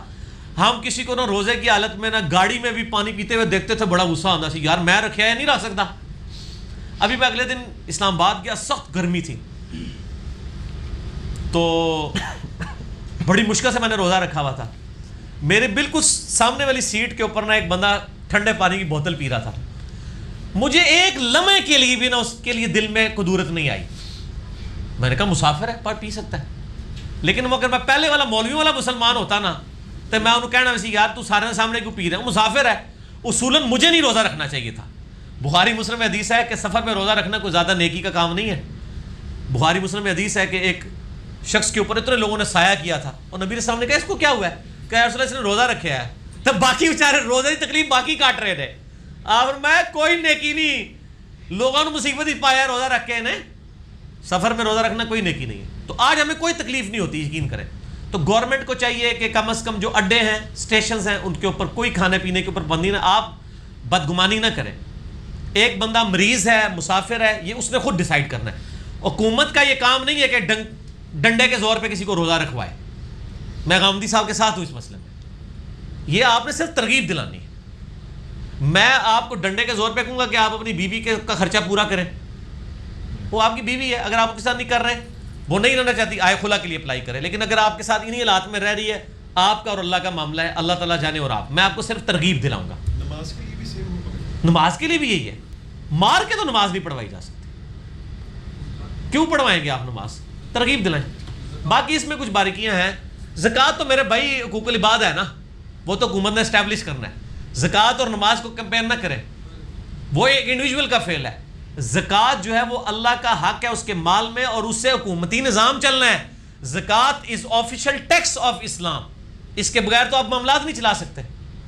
تو ٹیکس نہیں دیں گے تو سر کیوں آپ کو پھر گاڑی، آپ جو ہے وہ سڑک پہ چلنے کا ٹیکس نہ دیں تو اس سڑک پہ پھر آپ گاڑی نہیں چلائیں گے. آپ اپنی واہ میں گاڑی اٹھائیں، سڑک پہ نہیں آپ کو چلانے دیں گے. تو جو لوگ ٹیکس دے رہے ہیں اور وہ زکوٰۃ کی نیت نہیں ہے، زکوٰۃ وہ اپنی الگ نکالتے ہیں. نہیں الگ ہی دیں زکوٰۃ. سر میرا زکوٰۃ والا 95 بھی دیکھ لیں. ٹوٹل نا غامدی صاحب پاسے ٹور پو. غامدی صاحب نے ایک اور مسئلہ بھی دسیا ہے. غامدی صاحب کے نزدیک مہینے میں آپ کو جب تنخواہ ملے تو آپ نے ہر تنخواہ پہ عشر دینا ہے اپنی تنخواہ کا. وہ کہتے ہیں زکوٰۃ شکایت کیا ہے، مہینے بعد آپ فصل کاٹ رہے ہیں. ان کے نزدیک اگر آپ کی ₹1,00,000 تنخواہ ہے نا تو ₹10,000 آپ نے ہر مہینے عشر لادہ سے دینا ہے اور اپنی زکوٰۃ لادہ سے نکالنی ہے. تو غامدی صاحب کا یہ مسئلہ بھی مانے، ورنہ میرے لیے مان لو. اچھا علی بھائی، ایک بھائی نے یہ سوال کیا کہ تبلیغی جماعت جو 4 ماہ کے لیے جاتے ہیں، ان کے بچے اکثر جو ہے نا ماحول اس طرح سے نہیں ہوتا، وہ مطلب گمراہ کہہ لیں یا مطلب عملی حوالے سے جو ہے نا بڑے بات. میرے بھائی تبلیغی جماعت اس امت میں بہت بڑی نعمت ہے. میرے یوٹیوب پہ 2 کلپ ہیں تبلیغی جماعت سے محبت اور تبلیغی جماعت کا چلہ لگانا. یہ چلے والا تو لاکھوں لوگ دیکھ چکے ہیں کلپ، جس میں نے ثابت کیا یہ کوئی بدعت نہیں ہے. آپ تبلیغی جماعت کی تعلیمات سے اختلاف رائے کر سکتے ہیں. باقی علماء کی 8 سال کی ڈگری، کیا یہ بدعت نہیں ہے؟ یکجہتی کشمیر ریلی یہ بدعت نہیں ہے؟ مولویوں کو اکٹھا کر رہے ہیں نا، اسلام کے نام پہ نہیں کر رہی ہے. نہیں ہے بدعت، اس لیے کہ یہ ایک اجتہاد ہے ایک معاملے کو کرنے کا. اسکول میں 10 سال کے بعد میٹرک کی ڈگری آپ بدعت کہیں گے اس کو؟ نہیں. انتظامی معاملات ہیں. افطاری کروانا اس کے لیے آپ ایک پورا مینجمنٹ کرتے ہیں, انتظامی معاملات ہیں.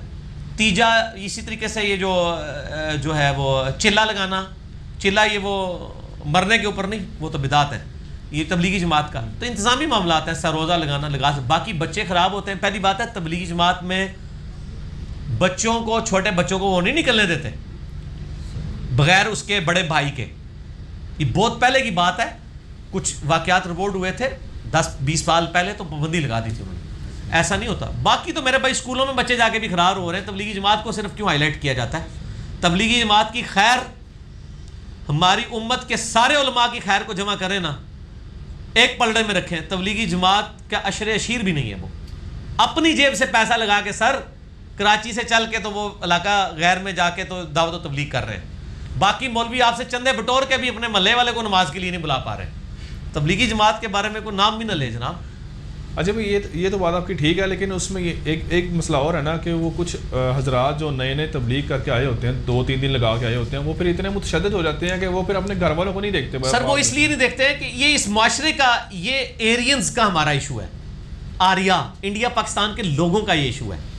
سر یہاں پہ جو بندہ چرس کا نشہ شروع کرتا ہے وہ بھی کوئی شے نہیں دیکھتا, پھر کار پورا ہی بیچ دیتا ہے. وہ تو کسی نے نہیں کیا. یہ جذباتی رویے ہیں نا لوگوں کے یار, اس سے وہ نیکی کا کام تو غلط نہیں ہوگا نا. حالانکہ میں آپ کو بتاؤں, وہ یہ ترغیب نہیں دلاتے ہیں تبلیغی جماعت والے کہ آپ بیوی بچوں کو چھوڑ دیں, یہ وہ کر دیں. اس کا ایک دوسرا پہلو ہے, جتنے رن مرید بیویوں کے نیچے لگے ہوئے تبلیغی جماعت کے لوگ ہیں, باقی لوگ نہیں لگے ہوئے, کیونکہ ان کو بیویوں کے حقوق بھی پتہ ہے, پیار بھی کرتے ہیں, محبت بھی کرتے ہیں. کوئی 2-4 واقعے ویسے ہائی لائٹ ہو جاتے ہیں, نہیں فلاں تھا وہ بیوی بچوں کی پرواہ نہیں کی. سر آپ اس طرح نہ کریں. گورا ایسے نہیں کرتا. گورا کہتا ہے جی بتاؤ کتنے تبلیغی ہیں جو تبلیغ پہ جا رہے ہیں؟ آپ کہتے ہیں 1,00,000. ان میں سے کتنے خراب ہوئے ہیں؟ آپ کہیں گے جی 20. تو کہے گا یار یہ خراب تو نہیں ہے, لیکن آپ 20 کو 1,00,000 کے برابر تو نہ کریں نا. اسٹیٹسٹیکل انالیسس اکٹھا کریں. یا تو یہ بتائیں جو تبلیغی جماعت میں جاتا ہے نا وہ بیوی کو طلاق دے دیتا ہے, پھر تو آپ کی بات ٹھیک ہوگی. 1-2 واقعات سے تو نہ کریں. تبلیغی جماعت میں جانے کی وجہ سے اگر کسی 1-2 واقعات ہوئے ہیں تو لاکھوں گھر اجڑنے سے بچے بھی ہوں گے, وہ کسی کو نہیں یاد ہوں گے. سر اس لیے یہ بڑی نعمت ہے لوگ میرے بھائی, یہ تو آپ کو جنت کی طرف بلا رہے ہیں. آپ ان سے علمی اختلاف ضرور رکھیں جو ہے آپ کا, باقی ان کی قدر کریں. اچھا علی بھائی, کیا علی مشکل کشا کہنا جائز ہے؟ علی مشکل کشا سے مراد اگر کوئی آج کے دور میں مولا علی علیہ السلام کو پکار رہا ہے تو یہ تو شرک ہے. اگر کوئی کہے کہ اس زمانے میں وہ مشکل کشا تھے اس حوالے سے کہ وہ نبی علیہ السلام کے ساتھ جنگوں میں شریک ہوئے اور کتنی مسلمانوں پہ مشکلیں آئیں, غزوہ خیبر کے موقع پر, غزوہ خندق کے موقع پر اللہ نے ان کے ذریعے دور کی, وہ تو بخاری مسلم میں موجود ہے. لیکن آج کل یہ جو عقیدہ ہے تو بڑا غلط ہے نا کہ ان کو مدد کے لیے پکارا ہے. وہ مولا علی بھی اللہ کو پکارتے تھے, ایاک نعبد و ایاک نستعین. جلدی کور کریں. افطار مساجد میں یہ لکھنا ٹھیک ہے کہ یہ فلاں مسلک کی مسجد ہے, یہاں صرف وہی بدعت ہے. مسجد میں لکھنا یہ فلاں مسلک کی مسجد ہے, بدعت ہے. صحابہ تابعین تبع تابعین سے کوئی ثابت نہیں, یہ تو بدعت ہے. جو فوجی ریٹائرڈ ہو اور وہ ابھی دوبارہ اسے نوکری نہ ملی ہو تو اس کے پاس جو کچھ رقم سیو پڑی ہو اس سیونگ کے اوپر زکوٰۃ ہے؟ ہاں سیونگ ہے تو زکوٰۃ تو دے گا نا, کیوں نہیں دے گا. یا یہ ہے کہ اس کا کوئی مکان خرید کے کرائے پہ چڑھا دے, پھر زکوٰۃ نہیں ہوگی. مکان کے کرائے پہ ہوگی, وہ بھی اگر جڑ جائے, کھائے تو کوئی زکوٰۃ نہیں. یا رینٹ کار پہ گاڑی چڑھا دے, کوئی زکوٰۃ نہیں ہوگی. کمائی پہ ہوگی, وہ بھی اگر کھا لے گا تو وہ بھی نہیں ہوگی. پیسہ جنریشن میں آئے گا تو کوئی زکوٰۃ نہیں. خالی پیسے پہ سوندے پہ نا ہوتے اسلام کہتا ہے کہ پلنٹی دے, کوئی پیسے جوڑے کیوں نہیں, لا انہوں کاروبار میں تاکہ اور لوگوں کا رزق کھلے. آپ کے پاس 10 لاکھ روپے زکوٰۃ دیں گے, 10 لاکھ کی گاڑی رینٹ کار پہ 0 زکوٰۃ. اور اگر ایک بندہ 10 کروڑ پہ زکوٰۃ ہے, 10 کروڑ کا مکان کرائے پہ دیں اور اس مکان کا کرایہ بیٹھ کے کھائیں, 0 زکوٰۃ, کوئی زکوٰۃ نہیں. اسلام آباد میں 10 کروڑ کا تو عام مکان ہے, اس کا آپ کو 1.5-2 لاکھ روپے کرایہ مل جائے گا, یا 3 یا 4 لاکھ روپے, اور 4 لاکھ سے آپ گھر کا خرچہ چلائیں, موجہ مارو, مکان اپنی جگہ قائم, کھا بھی رہے ہو, زکوٰۃ بھی کوئی نہیں. اور اگر کسی نے پیسے جمع, کوئی بندہ پیسے جمع کر رہا ہے اور اس کو سال گزر گیا ہے مکان بنانے کے لیے, اس پہ بھی زکوٰۃ ہو چکی ہے. اگر وہ مکان بنانے کے لیے پیسے جمع کر رہا ہے اور ہاں زکوٰۃ تو ہوگی, ورنہ تو ایک بندہ کہے گا میں F11 میں مکان بنانے کی نیت کر رہا ہوں, پوری زندگی جوڑتا رہے گا. ہاں کیا جوڑ تو جلدی کرے, نالا لانا جائے نا. سالانہ گزرنے دیں. کیا عورت جنازہ پڑھ سکتی ہے؟ صحیح مسلم میں حدیث ہے. عائشہ رضی اللہ تعالیٰ عنہ نے ایک صحابی فوت ہوئے, کہا اس کی میت لا کے میرے حجرے کے باہر رکھو, میں نے جنازہ پڑھنا ہے. عورتیں جنازہ پڑھ سکتی ہیں, لیکن عموماً مسلمان اس لیے نہیں لے کے جاتے, ان میں بے صبری ہوتی ہے. ادروائز پڑھیں. خانہ کعبے میں پڑھتی ہیں نا, ہر نماز کا جنازے ہوتے ہیں وہاں, تو سارے پڑھ رہے ہوتے ہیں. انڈیا پاکستان میں آ کے یہ فتوے دینا شروع کر دیتے ہیں. پڑھا نہیں سکتی. پڑھا بھی سکتی ہے اگر صرف پیچھے عورتیں ہیں تو, عورت مرد کی امامت نہیں کر سکتی. نبی علیہ الصلوۃ والسلام نے ہمیشہ سب کچھ اللہ کی راہ میں دے دیا, کیا یہ اعتدال کے مطابق ہے؟ نبی علیہ السلام کا مسئلہ ڈیفرنٹ تھا. آپ کی تو حدیث ہے بخاری مسلم میں کہ اے عائشہ یہ اور پہاڑ بھی اگر سونے کا ہونا تو 3 دن ہی گزریں گے, میں خیرات کر دوں. آپ نے چونکہ رول ماڈل بننا تھا غریبوں کے لیے, زیادہ تو غریب ہونے تھے, اس لیے آپ نے پوری زندگی زکوٰۃ بھی نہیں دی کیونکہ مال جوڑا نہیں ہے. تو حضرت ابو ذر غفاری کا یہی جھگڑا تھا نا صحابہ سے. وہ کہتے تھے کہ عام بندوں کے لیے یہ مسئلہ ہے, صحابہ کو مال نہیں جوڑنا چاہیے. اسی وجہ سے حضرت معاویہ سے بھی لڑتے تھے, وہاں سے لڑ کے ادھر آگے حضرت عثمان نے ان کو شہر بدر کر دیا, مولا علی ان کو چھوڑنے کے لیے آئے شہر کے کنارے تک. مولا علی نے پوری زندگی زکوٰۃ نہیں دی ہے, وہ بھی اس طرح ایک فقر کی زندگی گزاری ہے. لیکن یہ ہے فتویٰ, تقویٰ.